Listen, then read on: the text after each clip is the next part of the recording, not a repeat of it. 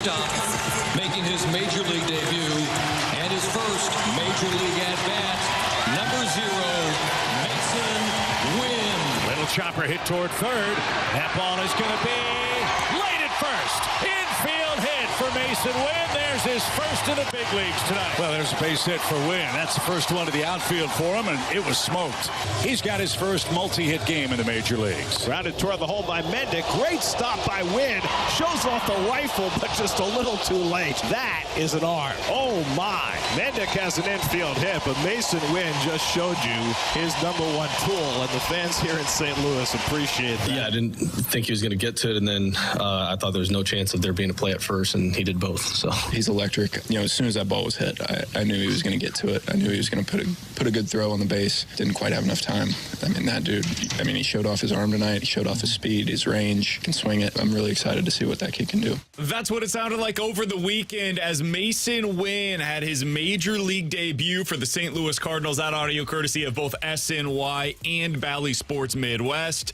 Tanner Hendrickson sitting in the big chair today for our guy Alex Ferrario, who was on a much-deserved vacation this week. He's up in Michigan. We've got Grant Francis in studio running the board for us this week as well. Masyn Winn showed you everything you wanted to see, guys.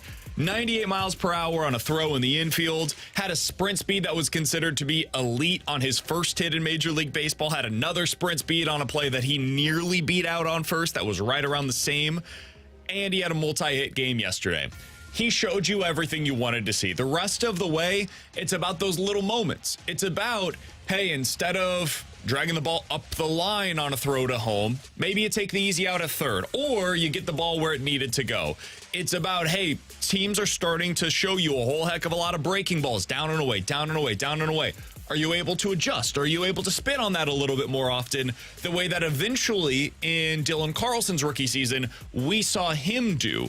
Those are the kinds of things that we need to see, but if you're just looking at a first weekend for a guy like Masyn Winn, you want to see the skills. You want to see the talent show itself, because it should jump off the page for a player like Winn, and it certainly did exactly that in weekend #1. Yeah, he looked great in weekend #1, and he showed off all the tools that you were just talking about. You saw the arm, which at times you can tell is probably going to get him in trouble with accuracy when he really rears up and fires, but that arm's going to be a difference maker. I mean, you saw the play in the hole where he dives to his right, makes a play and throws a missile to first. That probably should have been an out if Baker's able to pick it. So the defense was as advertised, I think, over the weekend, as we kind of assumed. And at the plate, we're going to see how it translates and how he learns to develop, as he saw a lot of breaking stuff this weekend.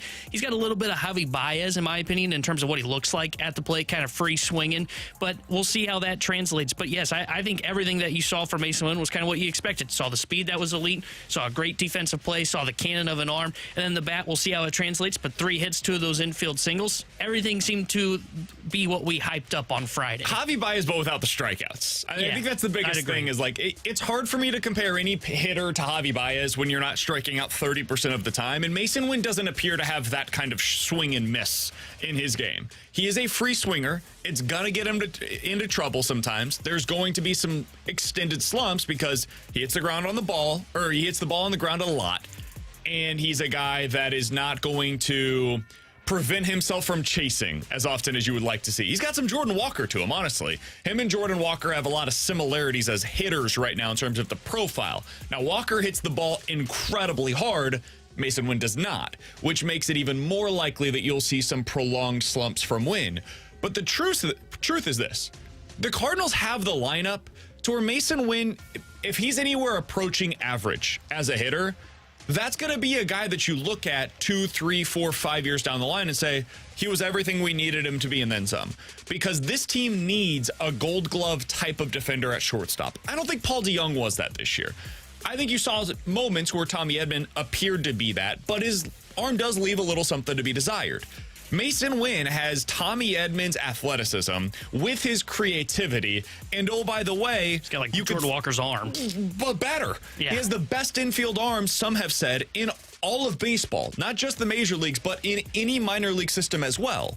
So when you combine all of that, I mean, we're talking about a potential being the key word here, perennial Gold Glover at the position who could be a slightly below league average to maybe league average hitter.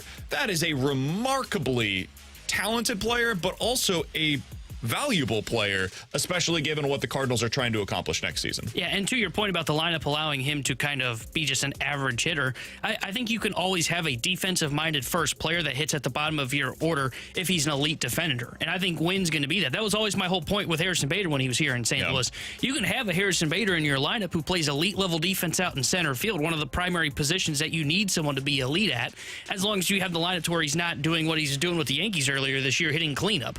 So I think with the lineup that the Cardinals have, it's okay if Winn is just a average major league hitter or even slightly below league average. I think you can get away with that because of how good he's going to be defensively. I'm curious to see, and this is the thing that I've always said, that why I was high on Nolan Gorman coming into the year, why I'm high on Jordan Walker going into next year. I'm curious to see what adjustments he makes as the season progresses for him, because any player that can make adjustments now in his rookie season, even though this won't be technically his rookie season, shows me signs of a bright future to come. Because if you start to see him adjust to the breaking balls, if you start to see him get the ball off the ground a little bit more, then I'm going to be really encouraged about what he can do moving forward and how he can adjust in an off season to major league pitching. And that's what I'm excited about the rest of the way. Look, that's what I expected in his big league debut over the weekend. Now I'm excited to see what steps he's going to take to grow at the plate. Defensively, I think he's going to be this guy all year long. So I'm excited to see what comes from this relationship between the city of St. Louis and Pete Alonso.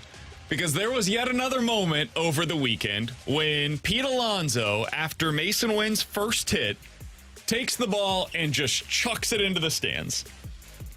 Now, he said all the right things after the game. I genuinely believed what he had to say after the game, which was essentially, hey, I had no idea. I did not know that was Masyn Winn's first hit. And because of the way that he said it and the way that he reacted, I think he was being truthful. Here's the problem. There are only two potential answers to the question of what happened there. Either he was just dumb, he was being stupid and didn't realize what was taking place at the time, or he was being malicious. Those are the only two options with what took place over the weekend with Pete Alonso. And I think he was just a big old dummy on Friday night. There's no other explanation for it. And I think he realized it after the fact of, oh my God, I can't believe I just did that. And I don't know if you've ever had these moments, Tanner, but there are moments in your life where you do something stupid, people call you out for it, and then you realize it, and then you start to lash out at them, where you're like, no, I know I was stupid, but let me explain to you why I was stupid.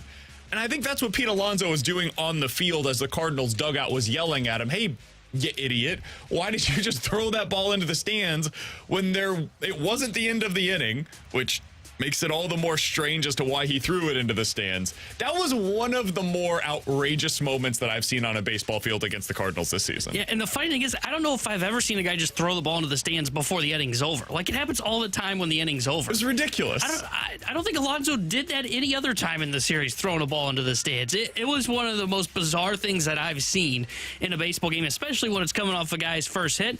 I think you're right. A lot of big, strong guys don't have a lot of big brain plays, you know? So, like, I think that was a just dumb moment from Pete Alonso. I think he was sincere about it afterwards and said all the right things. But I think you're right. I think it was just one of those stupid moments from someone, and just throwing that ball into the stands, it was unbelievable to see. I'm not giving him enough credit to say that it was malicious. Like, that's what I'm doing. I'm not giving him the credit to believe that he did this with, like, he was trying to become even more of a sports villain in St. Louis. I don't think he has that in him. I really don't. Somebody on the text line from the 314 says, guys, they made the announcement on the PA. Go ahead and play it again. You're stupid for believing him. I understand that they said it on the PA, and almost everybody, I think the only person in the entire stadium that didn't know it was Masyn Winn's debut was Pete Alonso. I think he was the only one that seemed to not get the memo. I mean, Buck Showalter was asked after the game about Masyn Winn's debut, and he said, man, how about that arm? Like, he was shocked to see how great he looked in his debut. And that's Buck Showalter. He's seen 50 years of baseball. So, yeah, it was dumb, but I genuinely don't think that Pete Alonso realized what he was doing. Otherwise, I don't think he would have reacted the way that he did. I mean, he called himself an idiot after the game. So I think he genuinely didn't realize it. And I think the other thing that people got to remember here is these players on the field are able to tune stuff out. I would imagine 90% of the guys on the field don't hear the PA announcements because they're so locked in. And I would imagine that Pete Alonso is one of those guys. Now, if you in your mind want to make it up to be something that it's not, by all means, I got no problems with it. You can make Pete Alonso into the biggest villain in St. Louis sports. I've got no problem with that. That's what I'm doing. It's a better storyline. I just think he was an idiot. Yeah, I kind of agree with you. Even though I would like to have him be the villain, be like the number one villain and have the old classic kind of Cardinals-Mets rivalry, and you got someone to hate in Pete Alonso, I just think it was an idiotic moment just throwing the ball into the stands. I don't think he had any true intention of doing it, because I think you're right. The way he reacted tells me everything. I think had he done it on purpose, he wouldn't even acknowledge the Cardinals dugout and not doing the apology. I don't even think he would have spoke about it after the game had he done it on purpose. So I just think it was one of those idiotic moments. But I'll be honest, and I just saw this from the 3-1-4. Michaelis should have plunked the polar bear in his next at-bat. I was genuinely stunned Michaelis didn't plunk him and get kicked out in the first inning. I was too. I mean, he did it on a play that was accidental by Ian Happ hitting his catcher in the head with his bat. I'm shocked he didn't plunk him or somebody in that game, because that game was a blowout when he threw the ball into the stands. I'm shocked Alonso did not get hit at any point in this series. So my first reaction was, oh, wow, that's really cool. Pete Alonso just threw it into the stands to get it to Masyn Winn's parents, because I knew they were sitting, we had seen them on the screen a million different times. I knew they were sitting kind of in that general area. It's like, oh, Masyn Winn must have told them, like, hey, throw it into the stands. They've got an agreement. My parents are going to get that ball. And then they showed the replay again, and I was like, wait, that's nowhere near where his parents are sitting. What is Pete Alonso doing there? And so I watched it back again. I was like, did Pete Alonso not know? And my initial reaction was what a lot of people on the text line are saying right now, which is he absolutely knew. What a jerk. Like, that was my first response to it. And then you continue watching the game and you see how frustrated he is. And I was like, wow, this guy sucks. Like, I really hate Pete Alonso because of the way that he was acting right after he did it. Because I was like, man, this guy, he really just did that and looks like a total ass on the field. And then after the game, when I saw his post game, I was like, oh, no, Pete Alonso's just a dummy. He's just not, he, for whatever reason in the moment, couldn't figure out what was taking place then. And so he had a terrible, horrible, no good, very bad moment. He made it up to Masyn Winn. I don't know that there's any way to really do this because he kind of stole the spotlight in that moment. But he gave him a signed bat, which just, that's rich. Giving him a signed bat by you, oh, that's chef's kiss.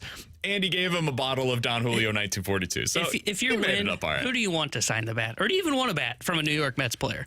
Like, I would take a Lindor bat, you know? Lindor's a nice guy. I think Lindor, because it's your position, and I would assume he's probably watched a lot of Francisco Lindor and maybe even models his game in a way after Lindor.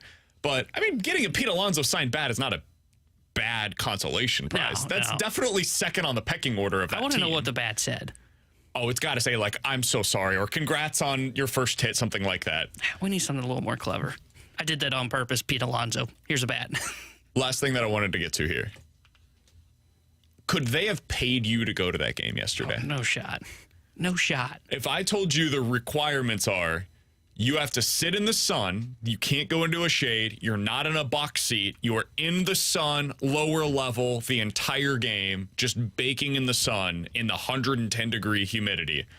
Is there a number that I could give you where you would say, I will sit in the sun for that amount? No.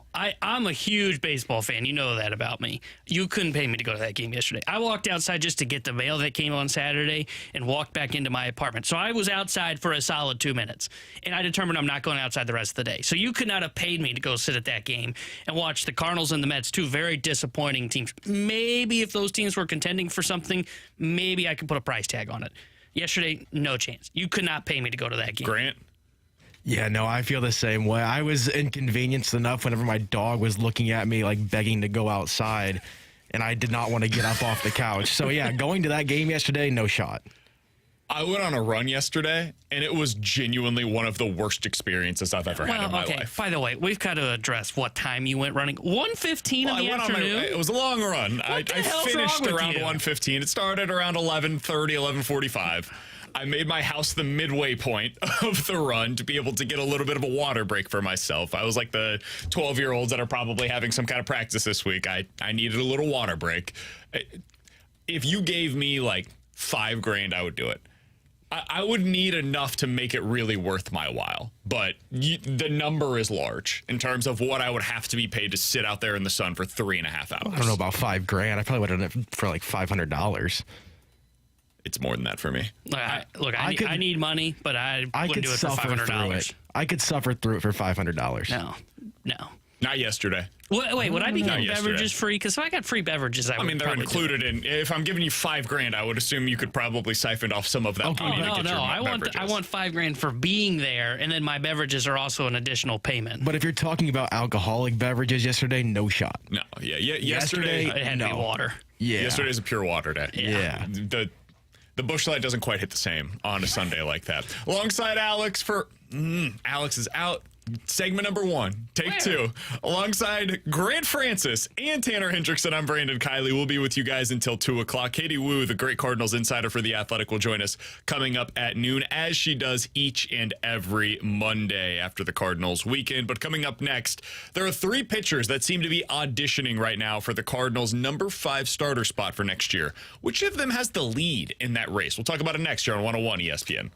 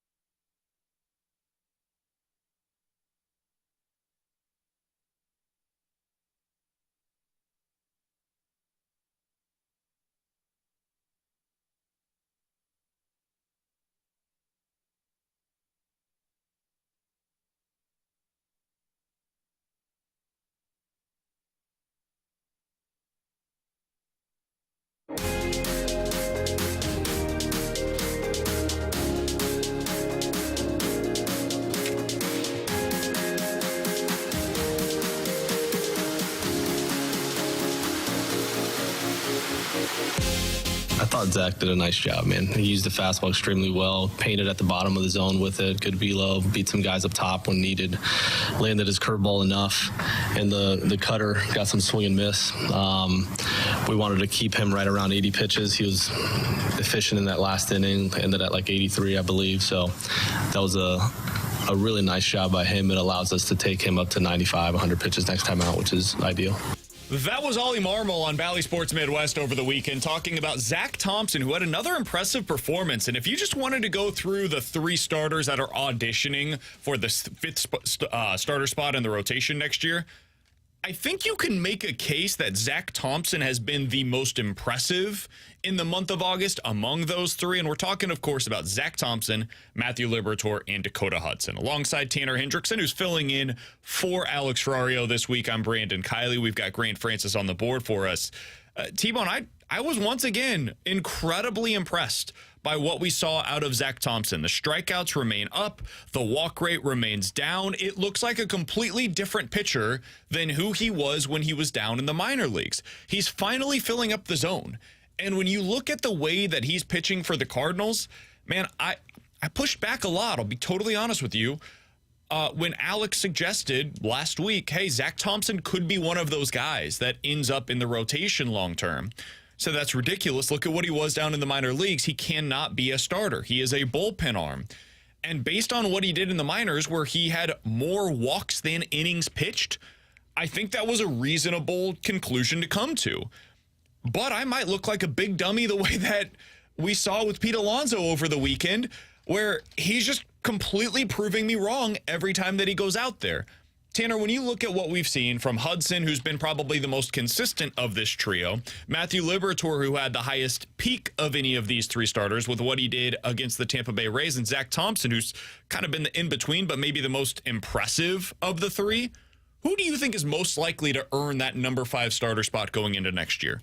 I think it'd be Dakota Hudson because he has shown it a little bit more consistently, I think, than Zach Thompson. And I think when you look at Dakota Hudson, he looks kind of like the guy that you always thought he was going to be, a guy that's not walking guys. He's been able to cut that down since coming back up into the rotation, and he's got some swing and miss stuff to his game. I mean, he had 7 strikeouts in his start yesterday against the New York Mets. So I think Hudson's the guy for me, though he is a typical 5-and-dive starter.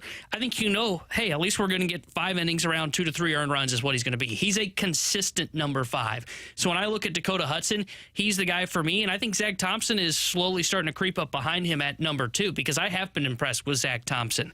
I love his stuff when he is right, and I think you saw that on Friday against the Mets. 5 innings, 2 earned runs, 5 strikeouts, and I think Liberatore is a guy that is falling back in this competition. I think Liberatore is clearly the number 3 guy among the 3 that are up here right now in this rotation competing for that spot for next year. But I would say if I had to rank them, I'd go Hudson 1, I would go Thompson 2, and then I would say that Matthew Liberatore is 3, and I think he's 3 by a wide margin. So I think your ranking is fair. The thing about Liberatore and where you have him ranked in this spot right now is that I don't think it speaks to his long-term status with the Cardinals. I think Matthew Liberatore is 3rd in terms of my ranking of them for a number 5 starter for next year. I also think he's still the most likely long-term maybe to be in their rotation plan. Does that make sense? Like 2025, if you had to rank these guys in terms of most likely to be in the rotation, he might be number 1 for me. But he would be as that like 4th or 5th starter. I think he starts the next season in AAA again. And he's your number 1 starter down in AAA, and you just continue developing him. And you hope that over time, the changes that he makes to his body, the changes that he makes to his preparation lead to sustained velocity, the way that we saw against the Rays, and an ability to land that curveball for strikes more often. Because if he can do those 2 things, we've seen it now. We know he's got the capability of going deep into games with high strikeout numbers and low walk rate. That's the definition of a mid-rotation starter. He's not there yet. With Dakota Hudson, we know what his ceiling is. He's a 5 starter. That's it. He's a 5-and-dive type of guy, as you described, where you hope that he can get you through 5, giving up about 2, 3, 4 earned runs, and he keeps you into the game long enough to where you hand things over to your bullpen. You got a chance to win that one. Zach Thompson's the one that I find most interesting, man. Because even with Dakota Hudson, the way that he's performed lately, I want to say this up front. I know I'm going to make people mad because I'm the one that's always lower on Hudson than most. It's fair. I am acknowledging that he's been better than I expected. There are also a lot of numbers that suggest this is not sustainable. the same way that he's pitching right now, if he does this over an extended period of time, the results are going to flip on him eventually. Not to where he's unplayable, but to where he looks kind of like he did previously. Guys, he's got a .222 batting average on balls in play, which means when an opponent puts the ball in play, about 22% of the time it becomes a hit. Against this Cardinals defense and against that specific pitcher where he is allowing a decent amount of hard contact, even though it's on the ground, that is unsustainable. Eventually, that's going to get closer to 300, and when it does, you're going to see the batting average go up, and you're going to see the ERA start to bloat a little bit. Right now, his ERA in his last 4 starts is 3.75. His fielding independent pitching, which is more reflective of how he's actually pitching, is about 5. That's not terrible. That is a playable pitcher from your 5-starter. But it is certainly not as good as what the numbers are indicating right now. The guy who has opened my eyes the most and has made me reconsider how I view him long-term is Zach Thompson. If he keeps pitching like this, dude, that guy could be in your 5 spot next year, and we might say to ourselves, whoa, where did this come from? Like, is he starting to figure it out in a way where maybe he can be a long-term starter for the Cardinals? Guy was a former first-round pick. He had serious pedigree. They gave him that number for a reason. Zach Thompson's the one that I'm most curious to watch the rest of the way. And it's that third pitch form. It's considered a cutter on Baseball Savant. I think it's more of a slider than anything. But it's that third pitch, and that's the pitch that he's brought since he came up here. He had 5 whiffs on that pitch on his start on Friday against the Mets. That's equal with his fastball. He had no swing and miss on the curveball. So it's that third pitch that he's starting to incorporate. And I said this after that. I don't remember which outing it was. It was the first one where he went kind of long, and you were very negative on him. You were negative Nancy. You're kind of a Karen, as the kids call it these days. But I said if this third pitch is real, this cutter/slider, he's got a chance to be a starter. And he showed it again on Friday. And that's the pitch for me. If this cutter/slider, whatever you want to categorize it as, if that is real, then I think he is the guy that will project as a starter. And I don't know if I would say number 5 next year, but I think he can leapfrog Liberatore as the number 1 guy you call up next year. Or he goes into the bullpen as kind of the long relief man, but I think that's probably going to be Hudson's role going into next season. But I think he has a shot to leapfrog Liberatore. I'm not as high on Liberatore because I've not seen the necessary consistent improvement. It's been kind of once, twice this year, and he just never sustains that. He always reverts back to the guy I've seen previously. At least with Thompson now, I'm starting to see these improvements. Can Drew Rom, the guy that was just called up over the weekend to start tonight's game, jump all of them? Yes? Question mark? I think it's possible, but I mean, he's going to have to really showcase himself and look like the guy he was in his last 2 outings with Memphis, where he only allowed 2 earned runs, and I can't remember what his strikeout total was, but he struck out. He has swing and miss stuff. 18 over his last 2 outings? With a guy that throws like 90, which just seems unfathomable. I don't understand how that equation works, but can he leapfrog them? He can, but I think he's going to have to really showcase himself, and I think this is just a spot start for him. I don't know if there's going to be much of a role for him after this start today. I hope that they keep giving him opportunities. I don't know how they do. We'll talk about this a little bit more in the 12 o'clock hour. It's going to be difficult to manage in terms of keeping him up here as a starter. But even if you just give him opportunities out of the bullpen, I think it is more meaningful to give Drew Rom opportunities at the big league level right now to find out what he is, to find out, because we've seen with Zach Thompson, clearly there are differences, significant differences, between what it's like to pitch down in AAA and what it's like to pitch in the majors. Because for Thompson, it's been a positive difference. For Liberatore, for most of the season, it's been a negative difference, where Liberatore is having a ton more success down in AAA than he is in the majors. Thompson, he goes down and it's like becomes this walking machine. And he comes back up to the big leagues and it's 1 or 2 walks per outing. So there are key critical differences there, both in terms of the talent that you're going up against and also the strike zone, where I want to see how Drew Rom stuff plays here. I want to get him in this strike zone against these hitters and with this pitching staff and pitching coach specifically to find out where he's at right now. And then next year, you can make your decisions accordingly. So that way you don't go into the offseason without knowing what Drew Rom is. You need to know what you have internally with these guys. And so for me, I would have Drew Rom 4th on this list today. Out the 3 starters that we've already mentioned and then Drew Rom. Can he work his way up this list, though? Yeah, look at what he's doing down in the minors right now. I don't know how it works. He's throwing 90 miles an hour. The velocity doesn't make any sense. You almost never see guys come up at this age with that kind of velo and be significant starters at the major league level. It rarely happens. but he's got the chance to do exactly that because he's got a funky delivery, he's got some deception to him, and he's got real swing and miss stuff. So we'll see what it looks like tonight. I'm super excited to watch him. It's one of the more intriguing starts that we've seen recently just because, man, you don't see stuff like this. This is like watching Adam Wainwright's stuff now, or last year really, but in a 23-year-old's body. That has swing and miss. Waino didn't have swing and miss last year.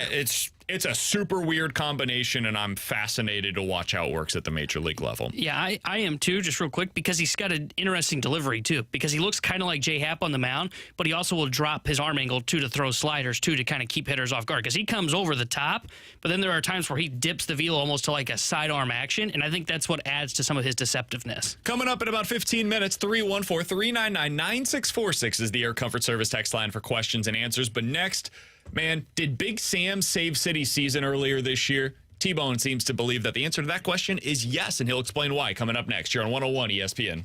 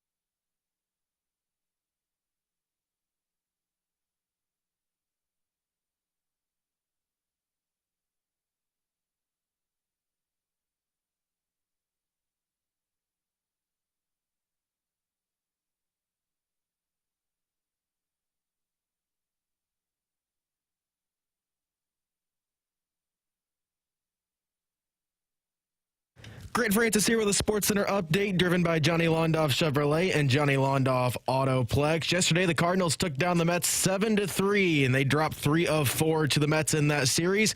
Tonight, they'll be in Pittsburgh to take on the Pirates for the first of 3 in this series against the Buccos. It'll be Drew Rom on the mound tonight for the Cardinals. It'll be his first MLB start. First pitch will be at 6:05. And then yesterday, St. Louis City SC took down Austin FC 6-3. We'll talk City here coming up next on BK and Ferrario. I'm Grant Francis. The SportsCenter update's been driven by Johnny Londoff. Find your oath and shop 24/7 at londoff.com and londoffautoplex.com. Are you kidding me?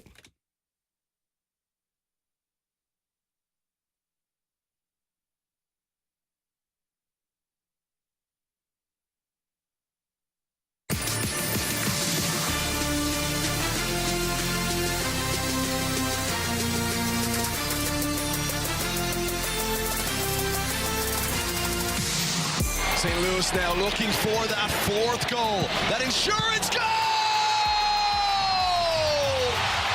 Adeniran off the bench, and that is game here at City Park. That's what it sounded like on Apple TV yesterday as St. Louis City SC gets back in action against Austin FC. It was an impressive performance by City, a 6-3 winner last night at City Park. By the way, amazing atmosphere given the environment. It was hot as hell out there yesterday. Even last night after the sun went down, it was hot. And you guys were showing out for any of you in the listening audience right now that went to that game. So well done by you. Well done by Sam Adeniran, who has become quite the sensation since his return to City's lineup. Yesterday, he was a sub, came in, ended up scoring a couple of goals. Second time this year that he has come in and ended up scoring multiple goals in a game. T-Bone, we were talking before the show today, and we're talking about Nico and João Klaus and Sam Adeniran and how all of these guys are going to fit into the mix whenever Klaus ends up coming back to the lineup. It's one of those good problems to have, obviously. But when you think about the importance of Big Sam to this lineup, his first big game earlier this season came in a win against San Jose. And you think about where St. Louis City was at that point in time, and they've been struggling in the month of June. Had a tough go of it against Dallas, and then they end up tying against Galaxy, and then they lose against Nashville. They lose against Real Salt Lake. And you go up against San Jose, and you need somebody to step up. And Sam is the guy that did it. He ended up scoring both of the goals in that game that led to a 2-1 victory for St. Louis City. And you look at what he's done since then, he's become a critical component of this lineup that has been one of the best offenses in MLS all season long. If not for him and the depth that this team has on the attack, I don't know where the season would have gone without João Klaus available. Nico's been great, obviously, but they needed a secondary attacker in there, and Sam's become that for them. Yeah, he's been great since coming back from loan when they sent him out. And when they sent him out, it was kind of weird timing because it was like, oh, Klaus is going down with an injury. Oh, by the way, we're sending Adeniran on a loan, which at that point, it was kind of like, whoa, they need more from Sam Adeniran to step up. And since coming back, he's been great, as you mentioned. 5 goals now ties him with Klaus for second on the team when you look at their scoring this season, or excuse me, third on their team. And I think he's been the biggest difference maker and has helped save the season for St. Louis City, because that stretch that you were talking about in that time in which they were struggling in June, you're missing Klaus, and it was pretty clear that though Nico has been a great goal scorer for City, he needed some help up top. He couldn't just be the lone guy there. And at the time, they're also missing Leuven, who, as you saw last night, had a great game. My God, that guy's good. Yeah. But they were missing those 2 guys. Their top 2 players were out due to injury. And it was pretty clear at that point. It was like, okay, I don't know how they're going to survive this because they need some help. They need somebody to step up. And it's been 3 guys since that point that have really done it. Sam Adeniran, one of them, who just had a great goal last night and has played really well since coming back from loan. Jackson in the midfield's been great. And Yarrow has stepped up and been great and on the back line for City. Those 3 guys, in my opinion, have helped save the season for St. Louis City SC because they're missing their top 2 players. You've got to go into your depth and see what you have. What are we going to have anybody step up? Because if not, I think they're a team that's not at the top of the table. They're still a playoff team, but they're probably sitting more in the middle.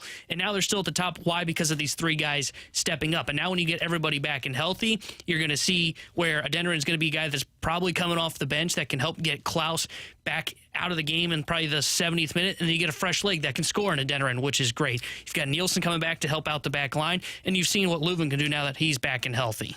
credit to Lutz, by the way, because we all wondered, what is this team going to be?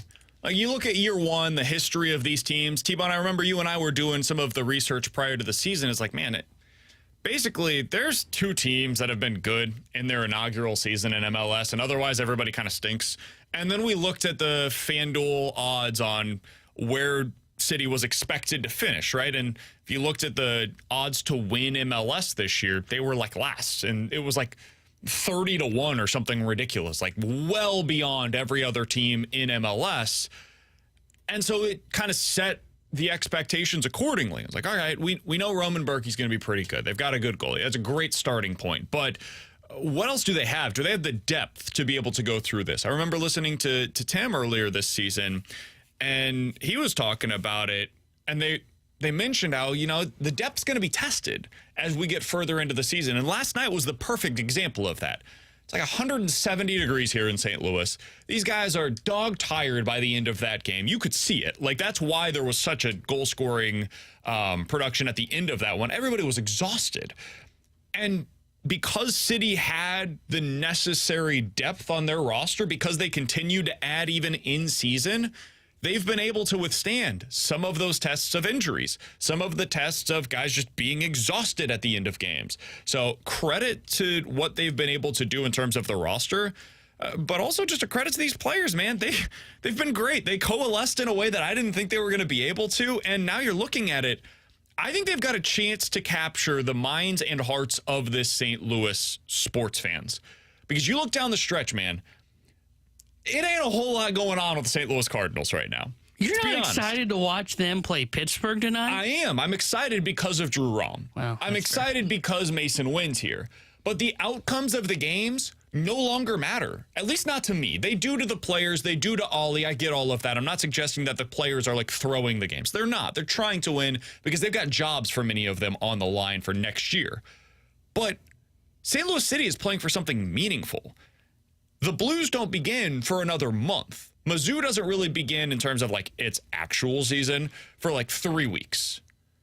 We're watching right now a team in City that is playing for something meaningful, and they're really the only show in town that can say that right now.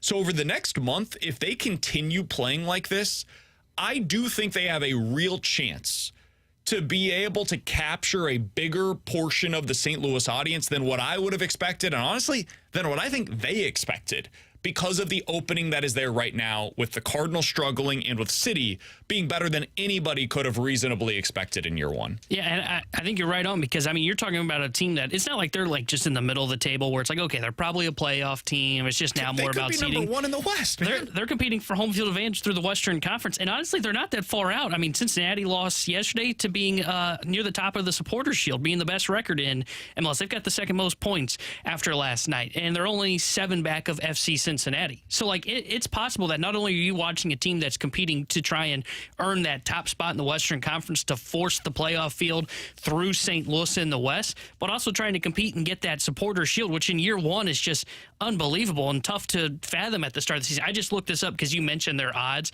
I remember going to Illinois, and I don't remember when this was placed on March 27th when I put this bet down. They were at plus 2,000 to win the the MLS championship. Plus 2,000 is what I've got them at on March 27th. And now they're going to be one of the favorites because they're atop the Western Conference still. I was about to say, do you know what it's at now? Have you looked it up? I can check it out real quick. I have not. Let me look here real quick. But I would imagine they're probably top 4 would be my guess in terms of what they're going to be in terms of the favorites. They are now at 10-1. To win MLS this year. Surprisingly behind Miami. Wonder why. Can we talk about that real quick? That guy's unbelievable. I said he's old and washed up. No, he's not. Yeah, remember when you said, oh, this is ridiculous. He's old. He's washed up. This isn't even going to be... Buddy. I still think it speaks about the MLS talent. It probably does. You mentioned over the weekend how you watched some Premier League, you watched some Bundesliga, and then you watched City last night, and it looked like a different sport to you. All fair. I watched college football in the NFL. College football, not the same quality as the NFL. Guess what? It's still a hell of a lot of fun to watch. I really enjoy watching football on Saturdays. This weekend, week 0 in the college football season, USC's playing San Jose State, and that's like one of the marquee matchups. It's Notre Dame versus Navy. You know where my butt's going to be over the weekend? Watching those games, because football is back on TV, and I feel the same way about watching City and watching Inter Miami every weekend now. Those are two can't miss appointment viewing television moments for the weekend every single weekend now. It's a hell of a lot of fun. It's great to have City as part of our weekend schedules now, and with the way that the Cardinals have been playing, I really think there's an opportunity for them to capture an even bigger market share here in St. Louis than what any of us could have expected in year one. Coming up in about 15 minutes, we'll talk to Katie Wu. She's the Cardinals insider for The Athletic. But next, we'll get to questions and answers. 314-399-9646 is the Air Comfort Service text line here on 101 ESPN.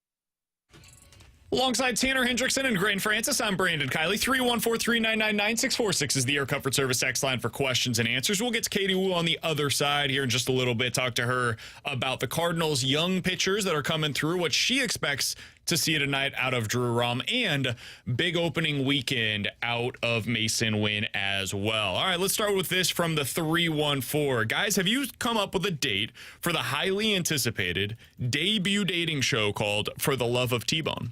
We have not, and we won't be. So end of conversation. I feel like January is a great time for a dating game like that. Why January? No Cardinals offseason news really to speak of. That's typically kind of after the heart of it. They're going to be so active this offseason? They will be active in November this year because they're going to get the front end guys, the top of the market, and those guys go off the board very early, just as they did last year with Wilson Contreras. So November is going to be a little busy for us. We've got some football stuff going on down the stretch in December, and a lot of us, let's be honest, are taking off in December. That's a prime vacation spot. January feels about right. Referring to yourself? Yep. Oh. Of course. Shocker. I've got a lot of vacation days to take between now and then, buddy. You ready for it? You excited? No, we're not doing it. Get the new year started off right, man. No. New year, new T-Bone dating game. Yeah, without BK and Ferrario's help. No. You're not helping yourself, so we have to help you. No. I don't want your guys' help. 314-399-9646 is the Air Comfort Service text line. From the 636, guys, do you think that both Krug and Perunovich can play in the same lineup for the Blues this year?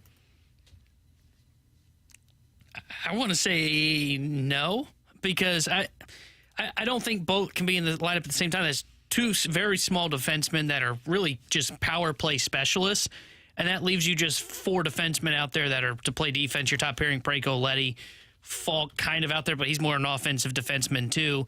And then I think that third pairing is probably going to be some sort of combination of like Tucker, Scandella, Bortuzzo, guys that can help on the penalty kill.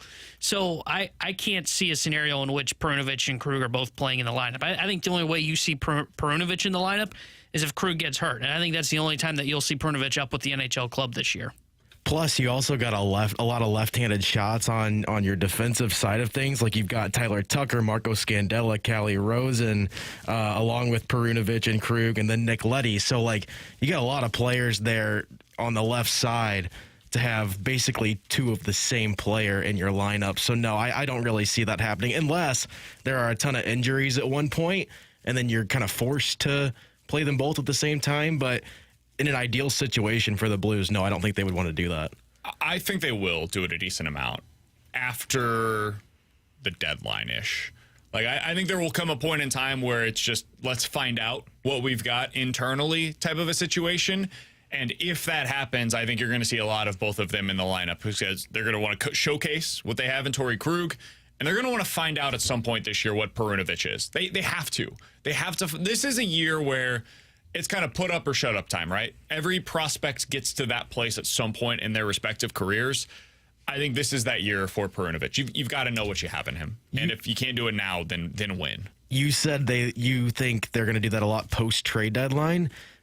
Would you say that that's basically them giving up on playoff hopes for the season at that point? Not necessarily. So I say that because I kind of look at the writing on the wall. I'm not sure this is going to be like a legit contender in 2023. Right. That's not to suggest they're going to be as bad as they were last year, but I think they're going to be, at some point, I believe my expectations are for the season, they'll be a fine, solid team that is not competing for a cup. And when and if they come to that conclusion, that's when I think they make that determination. So are they giving up on the season? I mean, you could call it that. I think it's more of, we got to find out what we've got here. And I don't think you're throwing him out there saying he's this total liability. I think you're saying, hey, this guy's a solid, capable defenseman. We gotta find out what we have in him.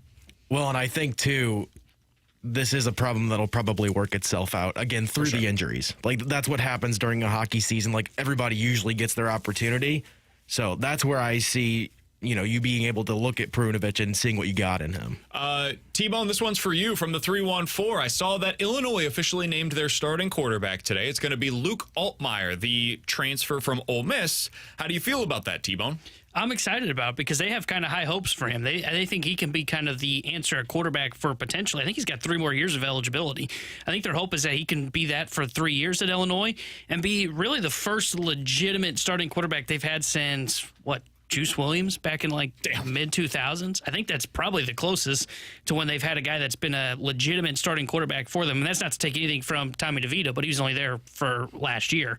And the hope would be, and we had Jeremy Werner on, I think it was last week, and he said, hopefully they can open up the big passing game a little bit more this year, because that was their limit last year. It was just basically DeVito was going to get the ball out of his hands as quick as possible and didn't have a deep arm. We'll see if Altmaier's got that, but I'm excited because he was one of the top recruits coming out of high school. I think he's a 4-star quarterback when he got recruited. So I'm excited to see what he has, and we'll see if he can open up the passing game a little bit more. He's Tanner Hendrickson. That's Grant Francis, and I'm Brandon Kiley. Coming up in about 15 minutes or so, there are very few pitchers that succeed in Major League Baseball the way that Drew Rom is hoping to succeed.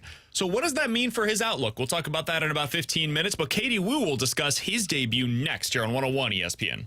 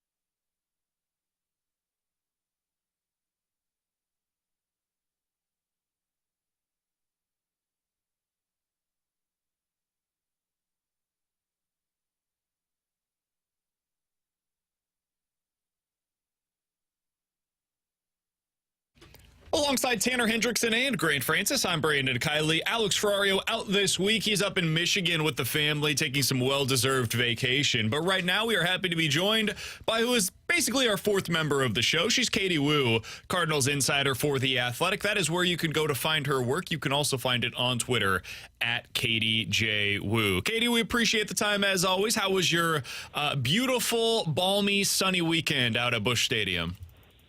Yeah, it was balmy, that's for sure. And the baseball, I wouldn't qualify that as beautiful maybe up until the very end. But it was a weekend, guys. How are you doing today? We're doing fantastic. So let's start with the obvious, and that is Masyn Winn's debut for the Cardinals. Let's start with his performance on the field, and then we can get to, of course, the moment off of it. What did you think of Masyn Winn this weekend in our first experience seeing him in the big leagues? He's as good as advertised. I mean, it's a really daunting task to make your big league debut, and I think he's handled all of it in the last 3 days really, really well. That poise, that composure. Sometimes I just forget that I'm watching a guy that has 3 days of service time take shortstop for the Cardinals each day. But look, the speed is there, the arm strength is there, the nerves were there. That will calm down as he gets acclimated to the big leagues. That first road trip is super pivotal because it allows you to stay with your team, but away from the home crowd, and can allow you to just kind of find your footing again. But no, super exciting for Masyn Winn and for Cardinals fans. I mean, let's be honest, there really has not been much to be excited about since the trade deadline came to a close. But having fans in the stands and having them cheer for Masyn and before he even can take his first big league at bat, I feel like that's kind of Cardinals camaraderie from the fan base that we're all used to. So I really liked it in that regard to see Masyn come up and debut. And I think he's going to be a really, really strong addition for this club. All right, now let's get to the other moment from him. What happened with Pete Alonso? What did you make of it? Where do you land now on whether or not he knew what he was doing in that moment? I don't think he knew. And I think it's just, look, let's take into consideration where the Cardinals and Mets are this year. Two teams that were supposed to be really good. This was supposed to be an actually huge showdown this last weekend when the schedule makers put this all together. It was not. Look, I hear the arguments. How can he not know about the debut? You know, it's been announced on the PA system. There were 3 ovations, and debuts are exciting. Usually people on both teams know what's happening. I think Pete just had a major, a brain fart, like what he said. Totally forgot. And that happens. I know that there's been some animosity from Alonso and Cardinals fans in years past. We certainly remember the benches clearing incident in 2022. But I just want to break down a couple of things that I saw from fans, and they're fair questions. You can see at the end of the play, Alonso has the ball, and he's shaking it, motioning it towards the umpire. He's doing that scene if they want the ball. If the ball boys or the bat boys want the ball back, because usually when the play is over, they'll get a new baseball to the pitcher. Joey Lucchesi already had a pitcher. I couldn't see what the home plate umpire was saying, but it was clear they didn't need the ball. So Pete Alonso just chucked it into the stands. Total lapse in judgment. But this happens a lot. In fact, the Cardinals' own third baseman does this. So I think he just totally slipped up in the moment, and immediately Cardinals fans, Cardinals players were letting him hear it. I mean, Miles Michaelis, game has to be stopped. Stubby Clapp said, "Did you just throw that into the stands?" And also that Enswell's right, because Masyn did get the ball back, and I think Pete was very apologetic, handled it very nicely, getting him that bottle of 1942 Don Julio, a signed bat. If anything, Masyn handled it incredibly well, saying that it was super funny, that, he thought it was even more funny when he got the ball back. But no, I don't think he did it on purpose. I just think he wasn't thinking. Katie, with the Cardinals pitchers this week, and Dakota Hudson had a great outing yesterday. Zach Thompson on Friday was good. What's been the difference with those two guys since coming up from AAA? Because Thompson had more walks than innings pitched in Memphis, and Dakota Hudson had a 6 ERA when he came up to the major league staff. This is a good question because for both of these pitchers, Thompson and Hudson, filling up the zone is pivotal in their success. In the ABS, the automatic ball strike system in AAA, you can't access the top of the zone on a lot of guys because that pitch is not going to be called a strike.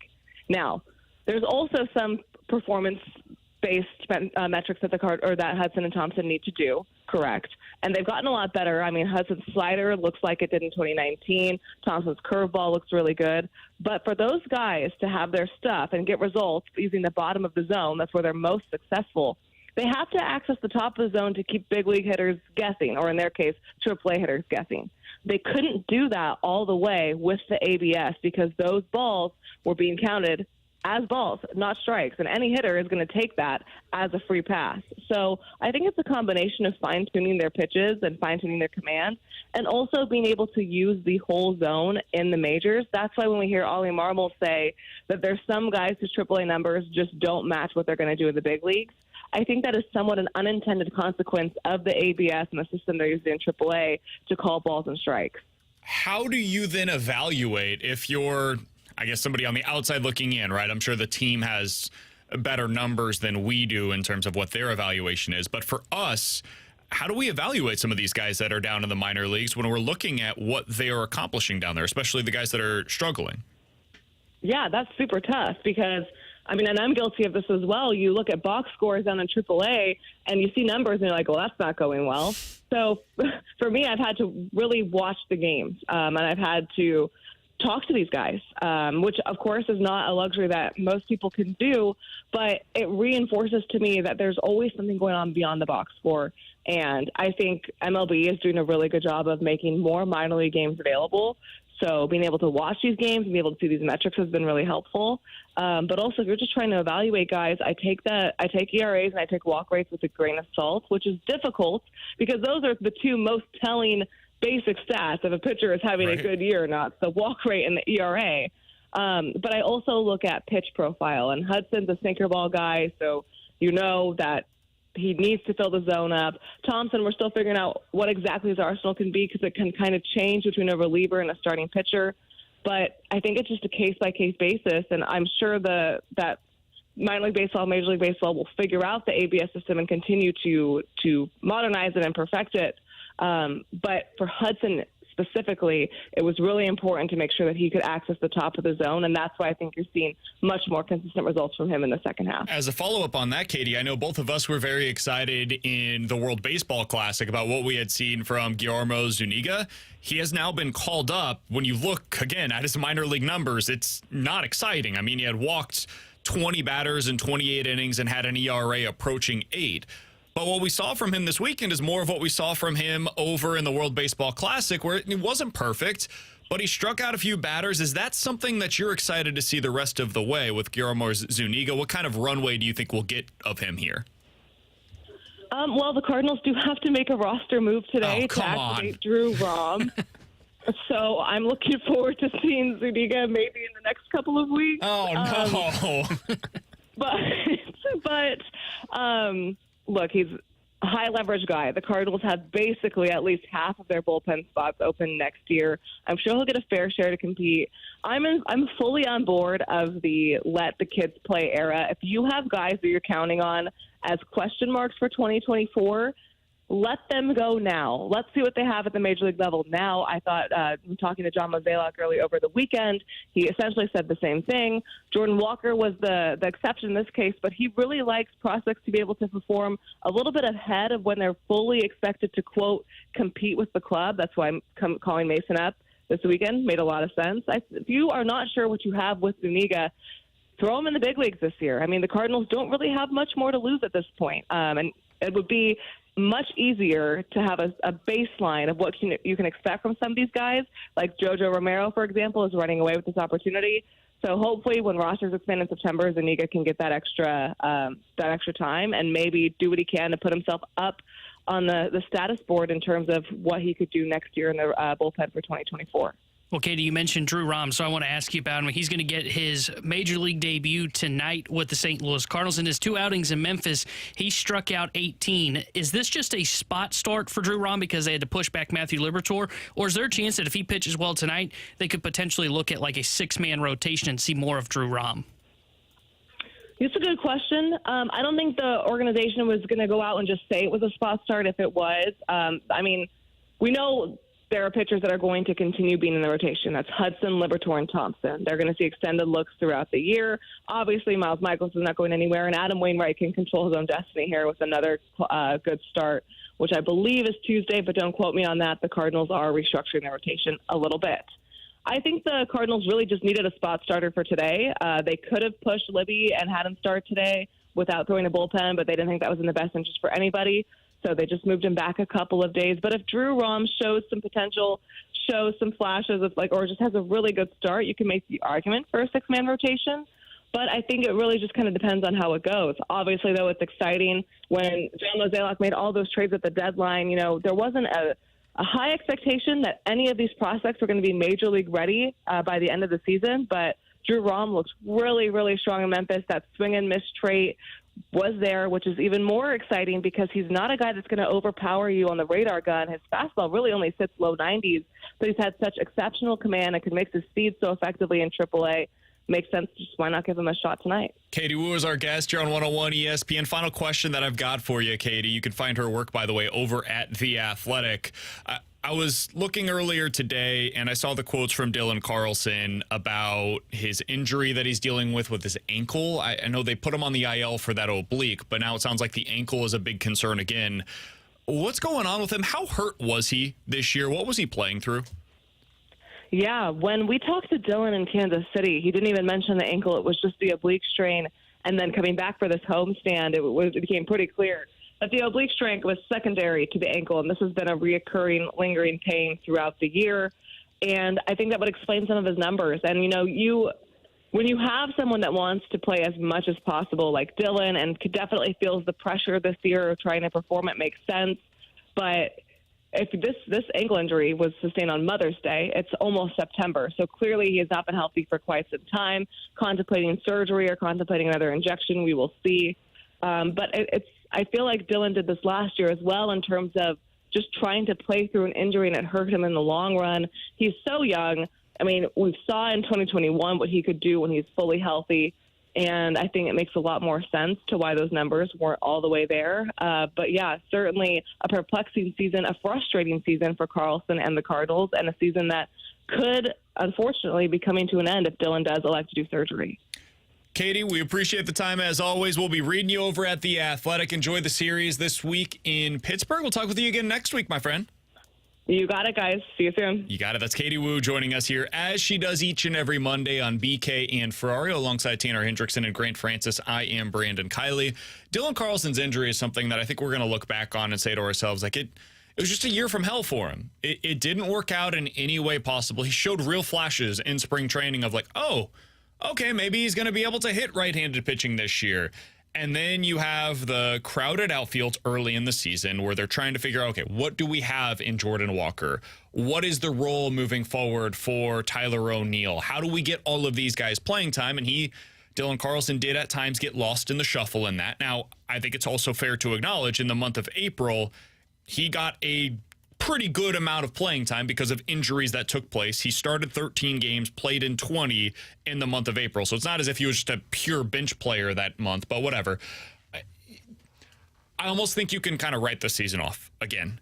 The problem for Dylan Carlson is he's now going to be going into year 5 of his major league career. And we can say in back-to-back seasons in year 3 and 4, he had injuries that you could basically write those seasons off because of.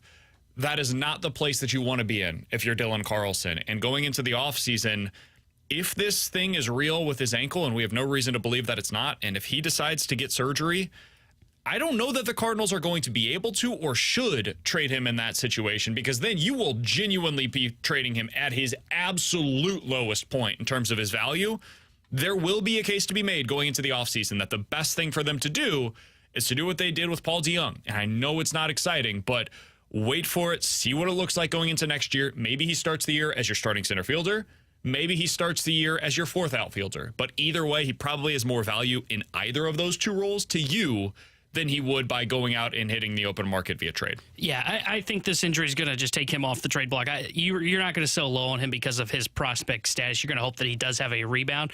But the one thing I will push back on is I'm not writing this year off because of injuries. Yes, he's been hurt since Mother's Day. He was not hitting prior to this ankle injury that has been lingering. I just looked up his numbers from that game before he got hurt against Boston on May 13th. So from the start of the year to May 13th, 31 games, 24 starts, and he was hitting .222 with a .614 OPS. He just wasn't hitting. So I'm not going to write this year off because he's the same guy that I thought he was going into the year. So I'm not writing it off of, his struggles this year because of injury. Yeah, I'm sure they played a part of it, but that doesn't explain issues prior to the injury. So what you saw early on, that's what Dylan Carlson is, and that's how you should kind of project him moving forward. I don't think you're going to be able to trade him because of the injury, but plan on him being your fourth outfielder next year and hope for a bounce back. If you missed anything from that conversation with Katie Woo, be sure to check it out on the podcast page. 101ESPN.com or the free 101 ESPN app is where you can go to find it. One of the things that she said was about Drew Rom, who throws in the low 90s. He topped out in his most recent performance down at AAA at 93 miles per hour. His average fastball velo around 89. Who does he compare to in the big leagues that has had success at that low of a velo? We'll tell you next here on 101 ESPN.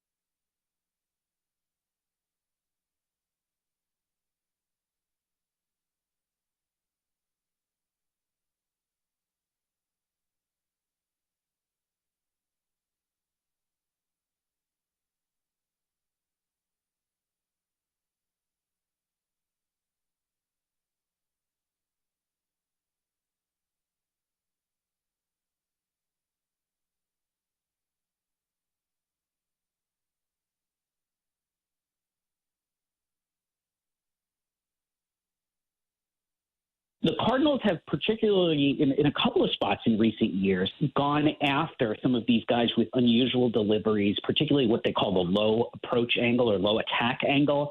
I also think the hitters tend to tell you how effective that is. And in Rom's case, yeah, he gets strikeouts. He also gives up a lot of hard contact. And the lack of a breaking ball is going to be a serious, serious problem for him being anything more than a one-inning reliever. All right, so that was Keith Law, who was very pessimistic about Drew Rom, the Cardinals' young lefty starting pitcher that's making his major league debut today. Alongside Tanner Hendrickson and Grant Francis, I'm Brandon Kiley. I'm not quite as pessimistic as Keith Law. Keith Law is a tool. Thanks, you, Janet. Appreciate it. I'm actually fascinated by Drew Rom. Because I love it when you see somebody that just is completely out of the norm, whether that's in a good way, a bad way, somewhere in between, just completely different than anything we're used to seeing. And T-Bone, that's the case for Drew Rom, the starting pitcher tonight for the Cardinals. My dude tops out at 93 on his fastball. Tops out at 93. His average fastball velo in his most recent outing was 89 miles per hour. You know what he did in that game against the Norfolk Tides?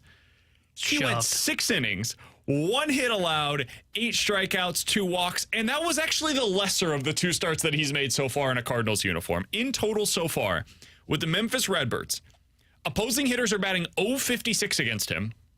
He has a .82 ERA because he's allowed 1 earned run in 11 innings, and oh, by the way, he has 18 strikeouts in those 11 runs. So let me restate this.